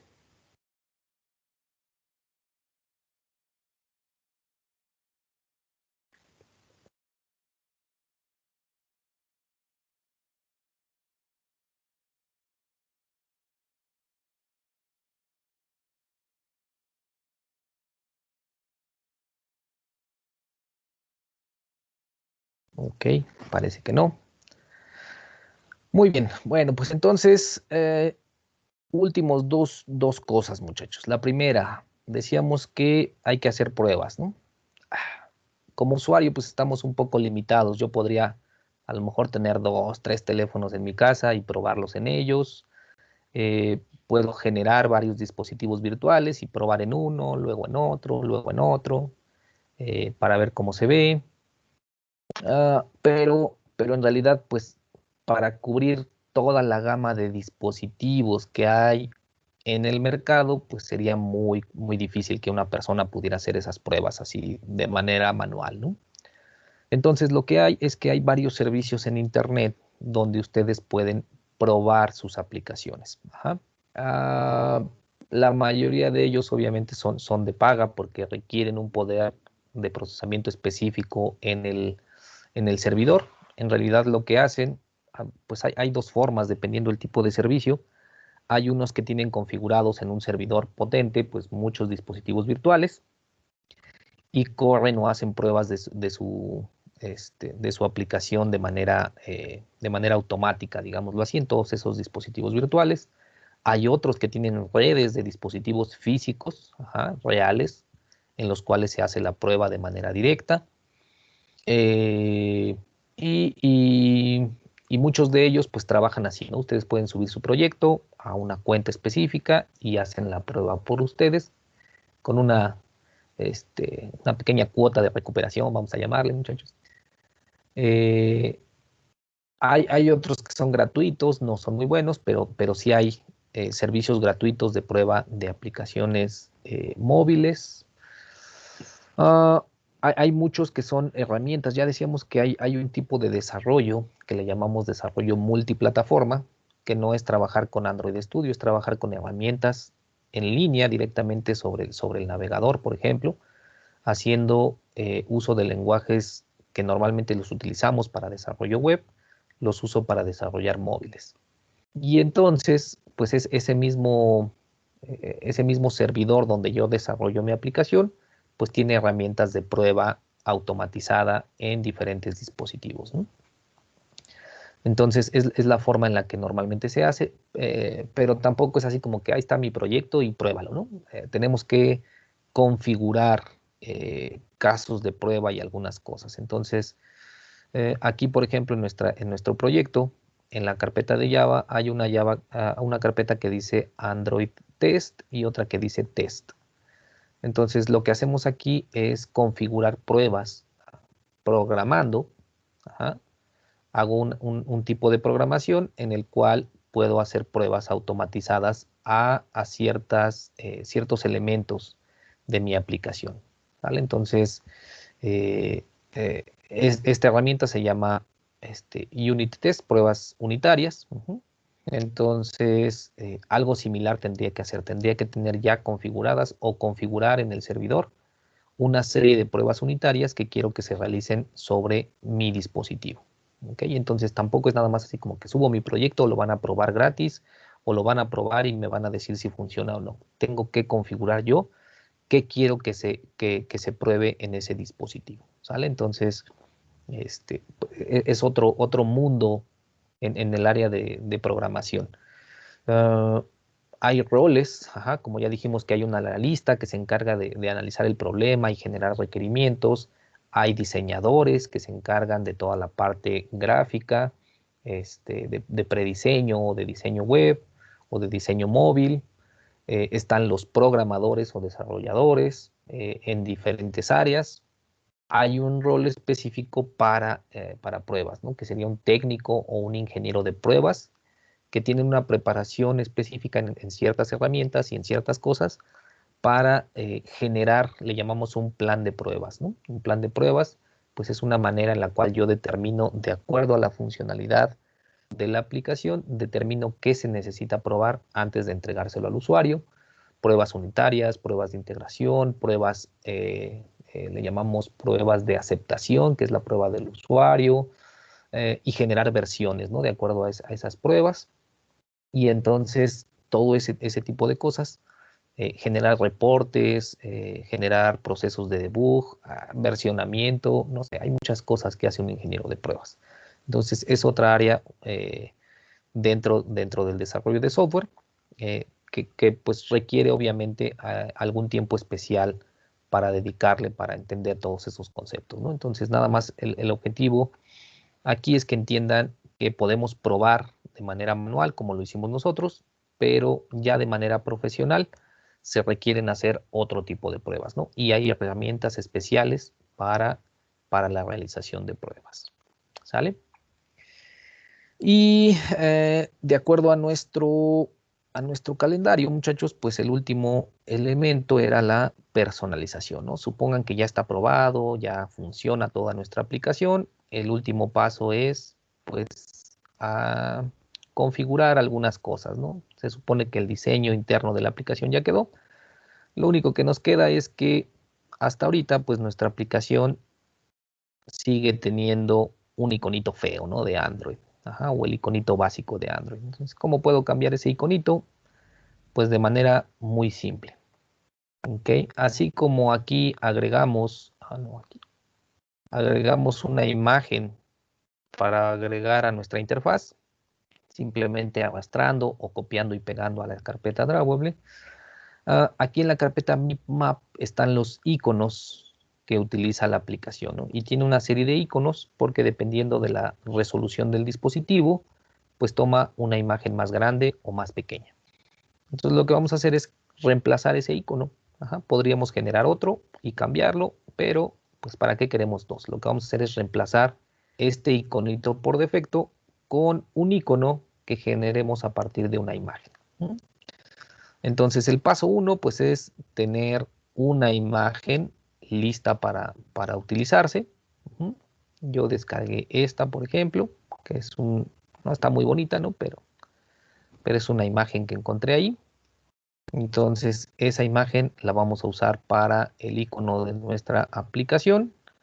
Voy a ponerla en el escritorio, si es que esto me deja. Aquí le voy a poner. Sale. Entonces, una vez que ya está nuestra imagen guardada en el dispositivo, pues simplemente aquí en nuestra carpeta res, le vamos a dar un clic derecho, vamos a crear un nuevo objeto y vamos a seleccionar esta opción que dice Image Asset, conjunto de imágenes, ¿no? Y me permite generar diferentes assets. Los assets, decíamos, es un conjunto de elementos que se van a mostrar en la pantalla. Y la ventaja de generarlo de manera automática es que me genera, vean, una serie de iconitos de diferentes formas y de diferentes tamaños para que automáticamente cuando yo abra mi aplicación, por ejemplo, en un teléfono pequeñito, pues tome un icono pequeño. Si la abro en una tableta, pues tomará un icono más grande para aprovechar la resolución y el espacio de ese dispositivo, ¿no? ¿Sale? Entonces puedo generar estos, el icono adaptativo, puedo generar solo el icono de inicio, ajá, el básico. Puedo generar iconos para el action bar o para poner en iconos de tab, de tabuladores o de menús, o iconos de la barra de notificación que tienen un estilo diferente, ¿no? Y cada uno ya viene con los tamaños específicos para el tipo de uso que le queremos dar. Entonces, en nuestro caso, va a ser el icono de inicio. Le vamos a dejar el mismo nombre para que reemplace el icono anterior. Lo puedo generar a través de una imagen, lo puedo generar a través de un clip art, que es una serie de iconitos, digámoslo así, de figuritas pequeñas. Entonces puedo generar o seleccionar uno de estos, que son bastantes, para que se use como icono de mi aplicación. Pues la desventaja tal vez es que solamente funciona como en dos colores, ¿no? Yo puedo seleccionar aquí de qué color lo quiero. Y puedo seleccionar pues el tamaño, la escala, ¿no? Y la otra es a través de texto, que obviamente pues, no puedo poner una frase completa, ¿no? En el espacio de un icono pues sería muy pequeño. Normalmente usamos algunas letras, algunas iniciales, si queremos generar un icono a través de texto. En nuestro caso va a ser a través de una imagen. Simplemente me voy aquí, busco la imagen que quiero utilizar. Ya tengo esta que se llama icono, que fue la que puse en el escritorio para encontrarla rápidamente. Y listo, vean, toma esa imagencita para generar el icono de la aplicación. Esta es una imagen, pues no está optimizada al tamaño que queremos. Normalmente debe ser una imagen cuadrada, es decir, mismo ancho, mismo alto, y de una resolución de 1024 píxeles más o menos, ¿no? Para que se adapte a todos estos iconos o todos estos tamaños que va a generar. Podemos cortarla para que se adapte al tamaño o no cortarla, ¿no? ¿Sale? Y también pues me permite moverle aquí el zoom, digámoslo así, el redimensionar. Si está muy pequeña, muy grande, pues aquí la puedo acomodar para que se vea de la forma que yo quiero. Cuando ya estoy conforme con el tamaño que tiene, la voy a dejar ahí, por ejemplo. Pues le damos siguiente y me dice, bueno, estos son los cambios que se van a realizar, se va a crear en tu proyecto y todos estos iconos se van a reemplazar, ¿no? Y digo, sí, reemplázalos todos. Le damos finalizar y listo. Me genera o me reemplaza esos iconitos aquí, que se llaman exactamente igual. Y entonces cuando ejecutamos nuevamente nuestra aplicación,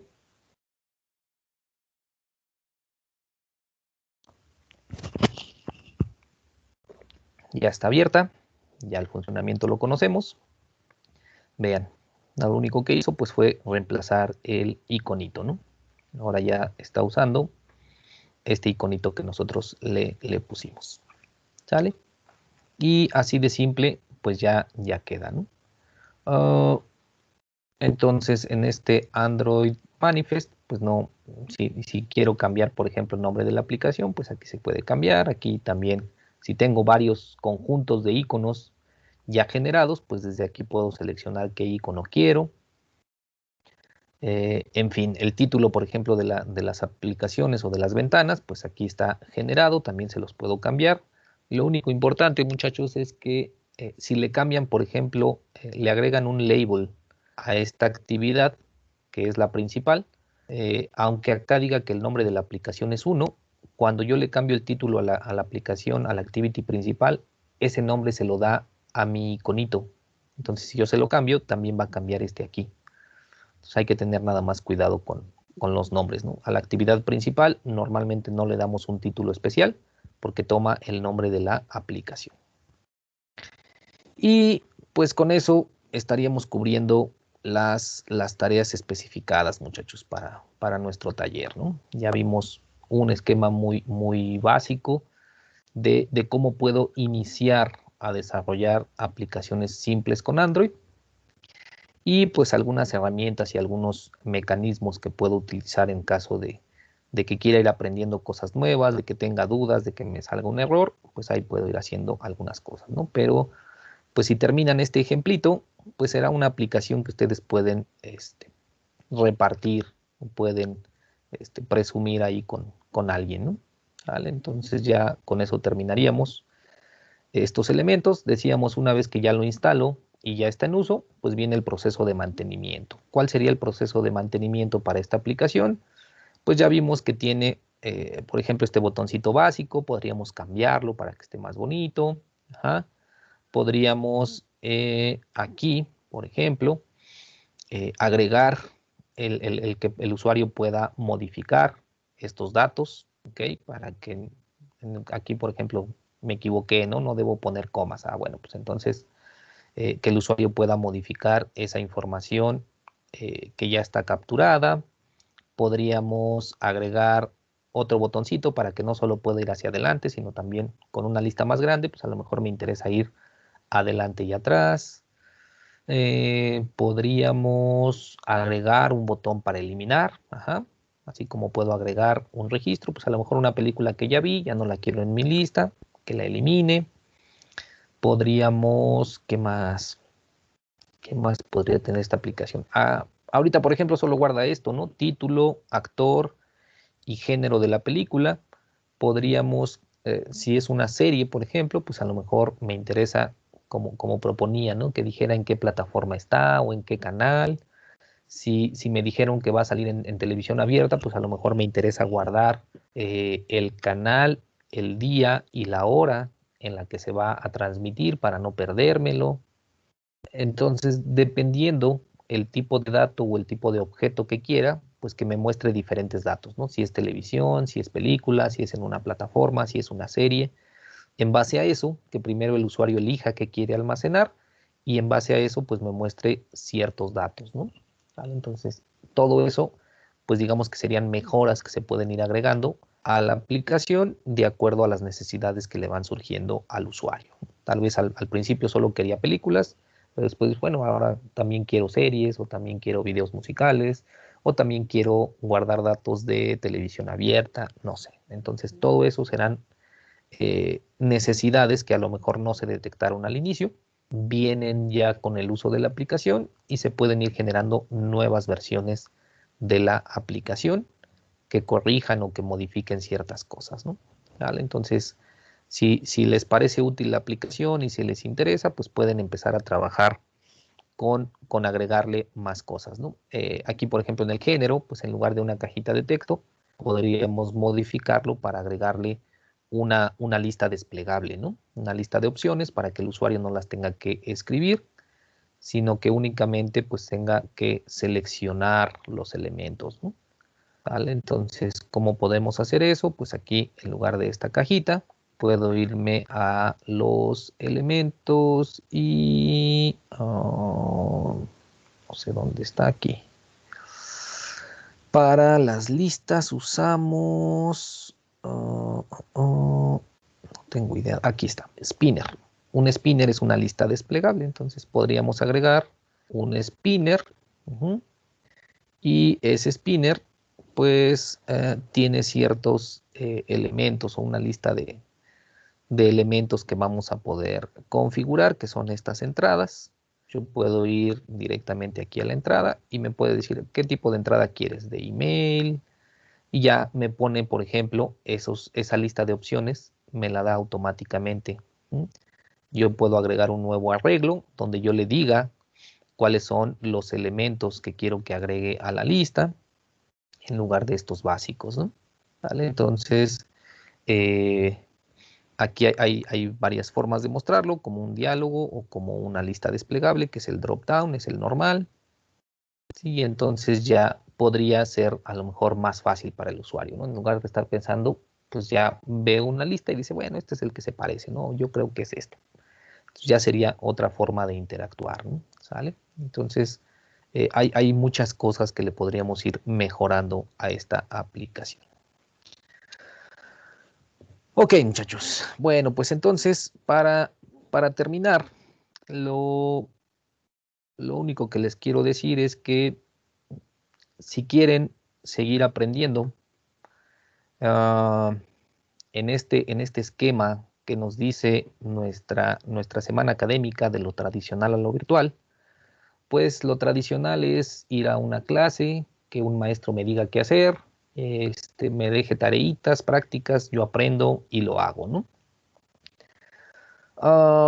En un esquema virtual, pues no hay un maestro en el salón que me esté dejando tareas, pero ¿cómo le hago, no? Si quiero aprender yo solito desde casa, ¿cómo le hago para seguir aprendiendo, o para resolver todas las dudas que me dejó el profe después del taller, ¿no?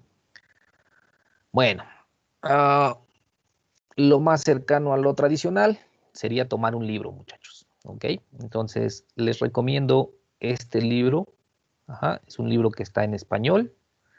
Vean, aquí ya está la 7ª edición. Es un libro que ha estado evolucionando con el paso de los años, ¿sí? Que viene desde lo básico, desde el proceso de instalación de la herramienta, estos pasos que vimos, de ir creando pequeñas interfaces, pequeños contenedores, leyendo cajitas de texto y cosas así, ¿no? Entonces tiene muchos ejemplitos, muchas practiquitas donde les va enseñando poco a poco, ¿no? Hay ediciones con Android y hay ediciones con Kotlin.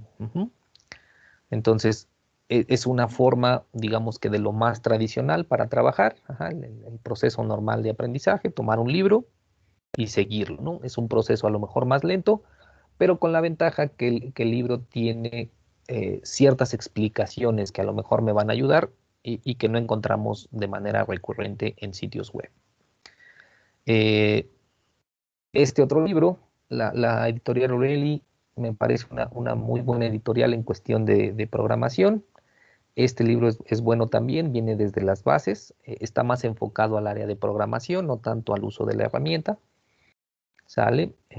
Igual, viene desde el principio, ¿no? Cómo empezar a programar lo más sencillo y irse familiarizando con los elementos, ¿no? Entonces, vean, aquí vienen los bloques básicos, ¿no? Cómo trabajar con actividades, cómo trabajar con intentos, cómo trabajar con servicios.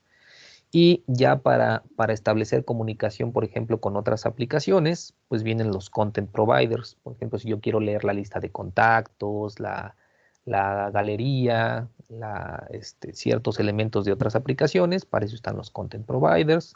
Los broadcast receivers son para trabajo en red y otras cosas, ¿no? Entonces, poco a poco les va diciendo cómo programar cada uno de esos objetos. Entonces son 2 libros que les recomiendo si quieren o si a ustedes les gusta esa forma de aprender, ¿no?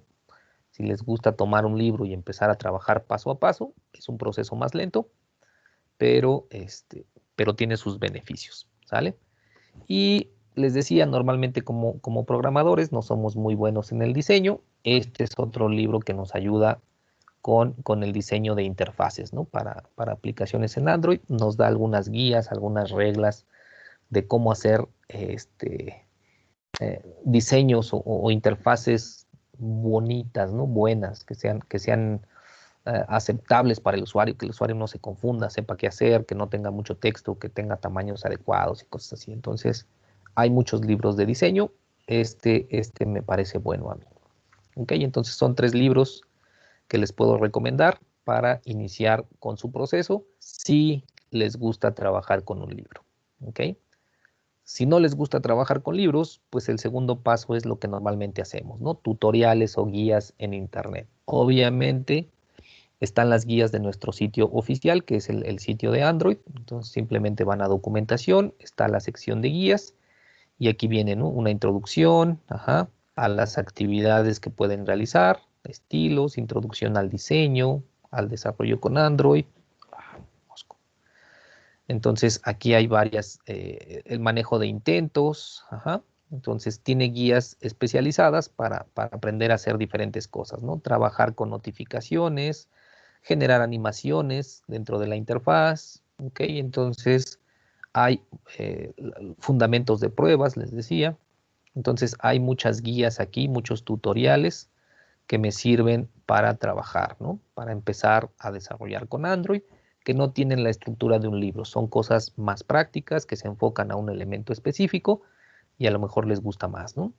Esta página de tutoriales también me gusta, a veces la uso para tomar ejemplos de clase, ¿sale? Entonces, a lo mejor ya la conocen, Tutorials Point, tiene tutoriales de diferentes plataformas, de diferentes lenguajes, y tiene obviamente un tutorial para aprender Android, igual desde lo básico, ¿no?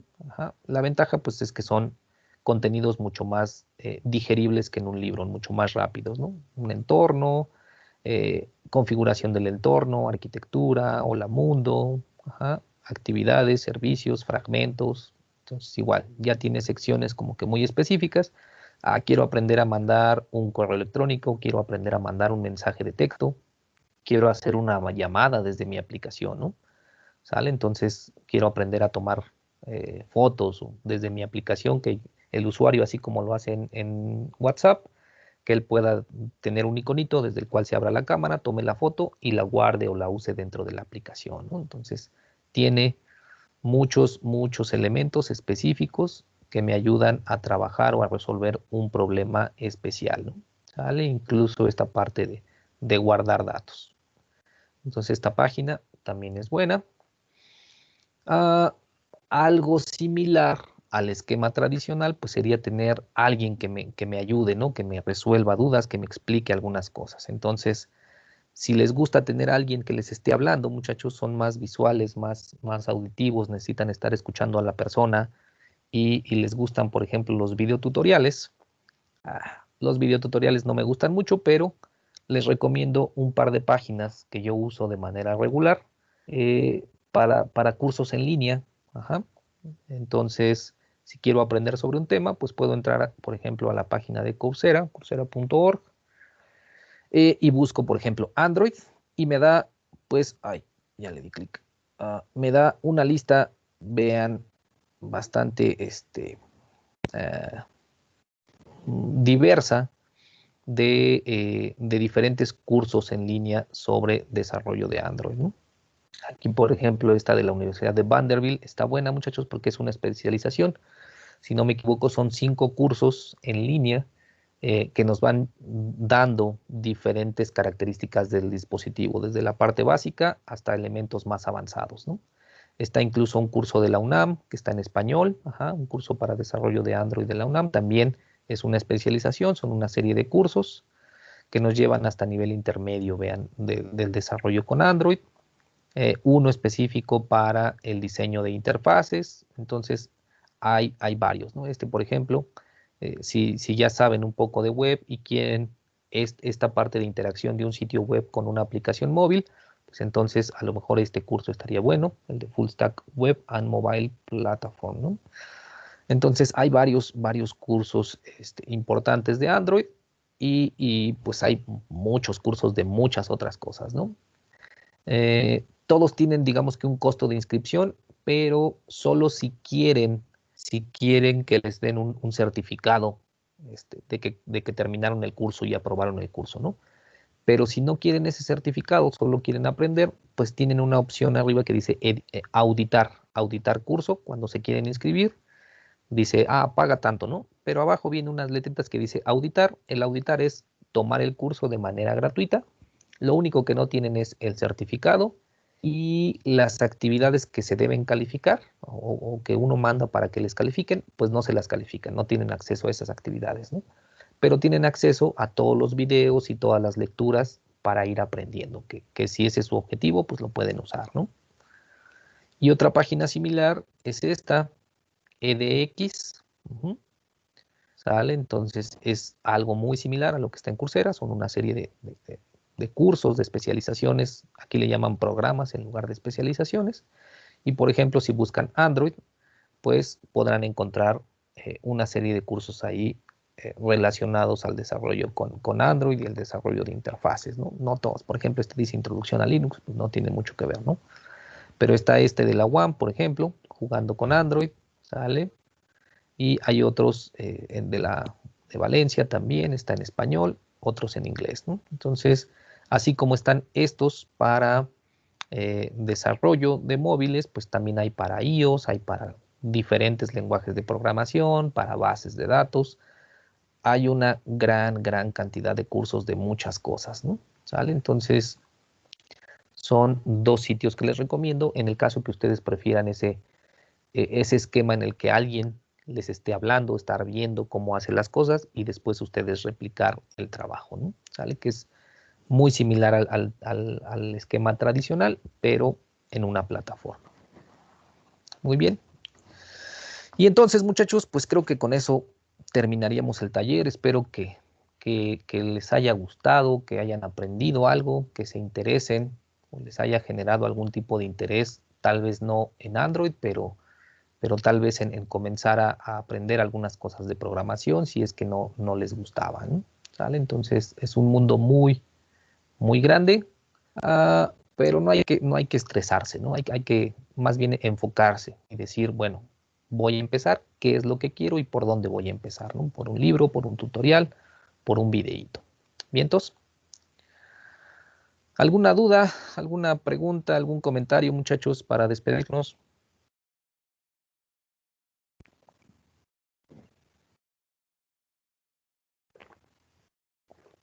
Ariel. Para una persona que se va a dedicar al desarrollo móvil, ¿qué le saldría mejor? ¿Aprender solamente Android o aprender un lenguaje multiplataforma como Flutter? Oh, pues por cómo se está moviendo el mundo, muchachos, si se quieren dedicar, obviamente les conviene Flutter, que es la plataforma, bueno, el entorno de desarrollo multiplataforma de Android, ¿no? Pero, ¿cuál es el problema? Solo viéndolo a futuro. En la actualidad, pues todavía el mercado para Flutter es pequeño. No hay mucha compatibilidad, no hay mucho uso. La mayoría está con Android nativo. O con herramientas web. Entonces, Flutter tiene poco tiempo en el mercado como para decir que es una herramienta muy utilizada o que hay mucha información acerca de él, ¿no? Entonces, vamos empezando en ese mundo. Pero viéndolo a futuro, en algunos años, pues va a ser muy importante conocer una herramienta multiplataforma, ¿no? ¿Cuál es el otro problema? Pues que es una herramienta muy, ¿cómo decirlo? Solamente trabajaría en esa, ¿no? Entonces me deja fuera muchos otros conceptos de programación que si yo cambio de herramienta, pues ya no voy a saber, ¿no? La ventaja de empezar a conocer primero un lenguaje de programación y después brincar a otras herramientas es que ya tengo las bases suficientes de un lenguaje y cambiar a otro lenguaje pues es muy sencillo, ¿no? No sé qué tan sencillo sea para ustedes, por ejemplo, o haya sido el aprender inglés, pero en teoría, pues ya tenemos el manejo de un idioma, que es el español, ya sé cuál es un sustantivo, ya sé qué es un verbo, ya sé qué es un adjetivo, para qué sirve. Y entonces lo único que tuve que aprender para pasar a inglés, pues fue la palabra y algunas reglas, ¿no? Que van a cambiar entre idiomas. Entonces, si yo ya sé, por ejemplo, programar Java, sin hablar de Android, sin hablar de web o de escritorio, yo ya sé Java, pues entonces si llego a una empresa a trabajar que desarrolle en web, pues a lo mejor desarrollan con ese lenguaje y solo tendré que acostumbrarme a la estructura web, ¿no? Si desarrollan para Android, tendré que acostumbrarme a la estructura de Android. Si trabajan con otro lenguaje, pues solamente necesito moverme del lenguaje, ¿no? Si ya sé desarrollar aplicaciones con Java para web y ahora usan PHP, pues lo único que necesito es aprender la estructura del nuevo idioma, pero la lógica, la arquitectura del sitio va a ser exactamente la misma. Entonces, uh, es la forma en la que yo normalmente trabajo. Prefiero empezar de las bases, conocer el lenguaje y después subir a una herramienta que use algún lenguaje específico, ¿no? No sé qué tan fácil hubiera sido, por ejemplo, aprender a desarrollar una aplicación Android sin conocer Java. Ajá. Entonces, si ya tengo el uso del lenguaje, pues ya nada más tuve que aprender a, bueno, pues en una ventanita de escritorio yo hacía ciertas cosas, ahora cómo lo hago para el móvil. O en una página web yo creaba ciertas cajitas de texto con ciertas etiquetas, ahora cómo lo hago para Android, ¿no? Pero ya tengo el lenguaje que es el que me da la interacción. Yo aprendí con C, después pasé a C++, pasar de C++ a Java, pues fue realmente muy sencillo porque la estructura es la misma, ¿no? Es el mismo tipo de lenguaje, solo tuve que aprenderme palabritas y signos nuevos. Entonces, mi recomendación es, para que sea más fácil, primero aprender el lenguaje y después pasar a una herramienta específica, como Flutter o como Android Studio o como cualquier otra herramienta para desarrollo en cualquier plataforma, ¿no?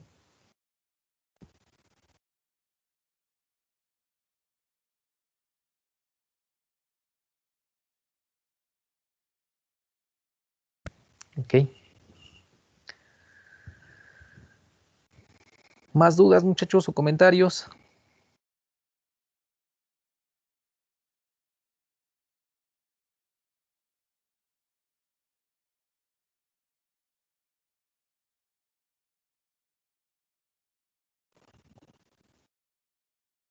Parece que no. Nada, parece que no.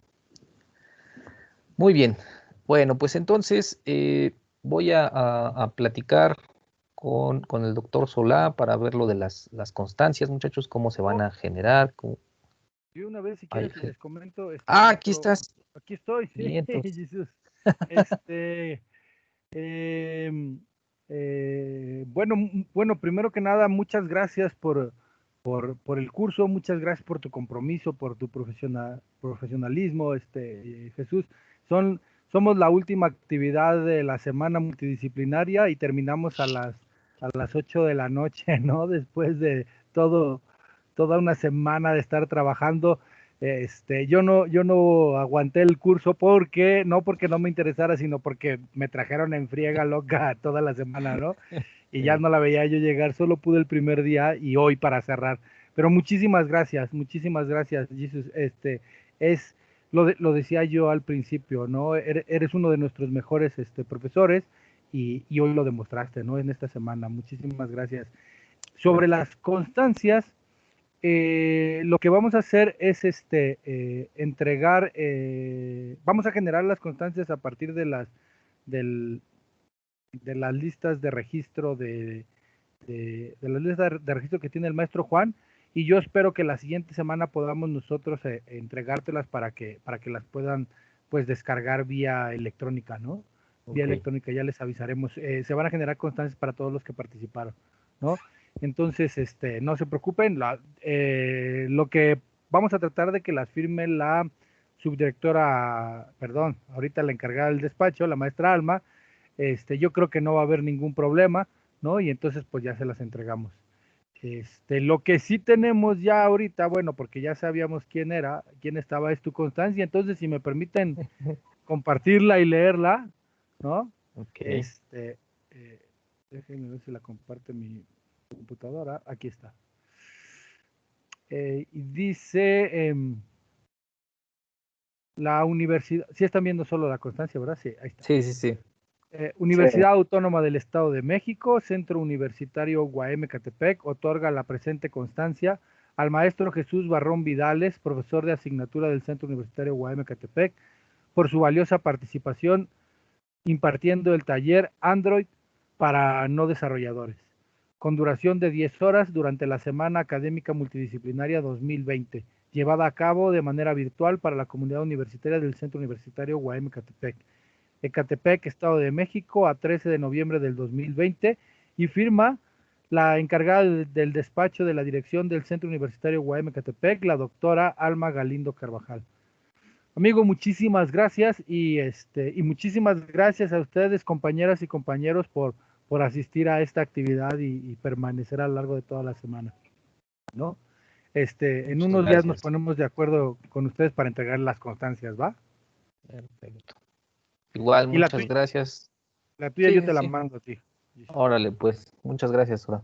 Y gracias a todos, muchachos, por participar, y no solo en el taller, sino en todas las actividades de la semana, ¿no? Como platicamos el día lunes, es un evento que nos permite interactuar de una manera diferente, y hay que aprovechar pues todo ese conocimiento que se genera fuera de las clases normales, ¿no? Listo. ¿No? Muchas gracias, Gracias. nos vemos. Bonito Saludos fin a de todos, hasta semana, luego. descansen. Hagan mi Buen fin de tarea, semana. no se Gracias, hagan. igualmente. Sí, hagan las Hasta tareas, luego, muchachos. profe. Nos Nos vemos. vemos. Muchas gracias. El lunes es feriado, no vayan Gracias. a la escuela, ¿no? ¿A poco dejó tarea? Nos vemos. Bye, bye. Una pregunta rápida. ¿No sabes si van a entregar listas a los profesores de las asistencias? Los que necesiten, díganoslas y se las podemos entregar. ¿No? O sea, si necesitan, o sea, no vamos a entregarle a todos los profesores. Perdón, pero si ustedes necesitan de algún profesor en particular que les diga y de alguna actividad en particular, díganme, mándenme un mensaje y les puedo yo conseguir las listas a través del maestro Juan, ¿va? Va, muchas gracias. Órale, pues, ándenles. Dale, nos estamos viendo, cuídense. Nos vemos. Nos vemos. Muchas gracias, hasta luego. Hasta luego. Gracias, hasta Gracias, luego. profesor. Hasta luego. Adiós, chicas, adiós, bye. Hasta Retomamos luego. las actividades la siguiente semana, ¿eh? Vale, bye bye.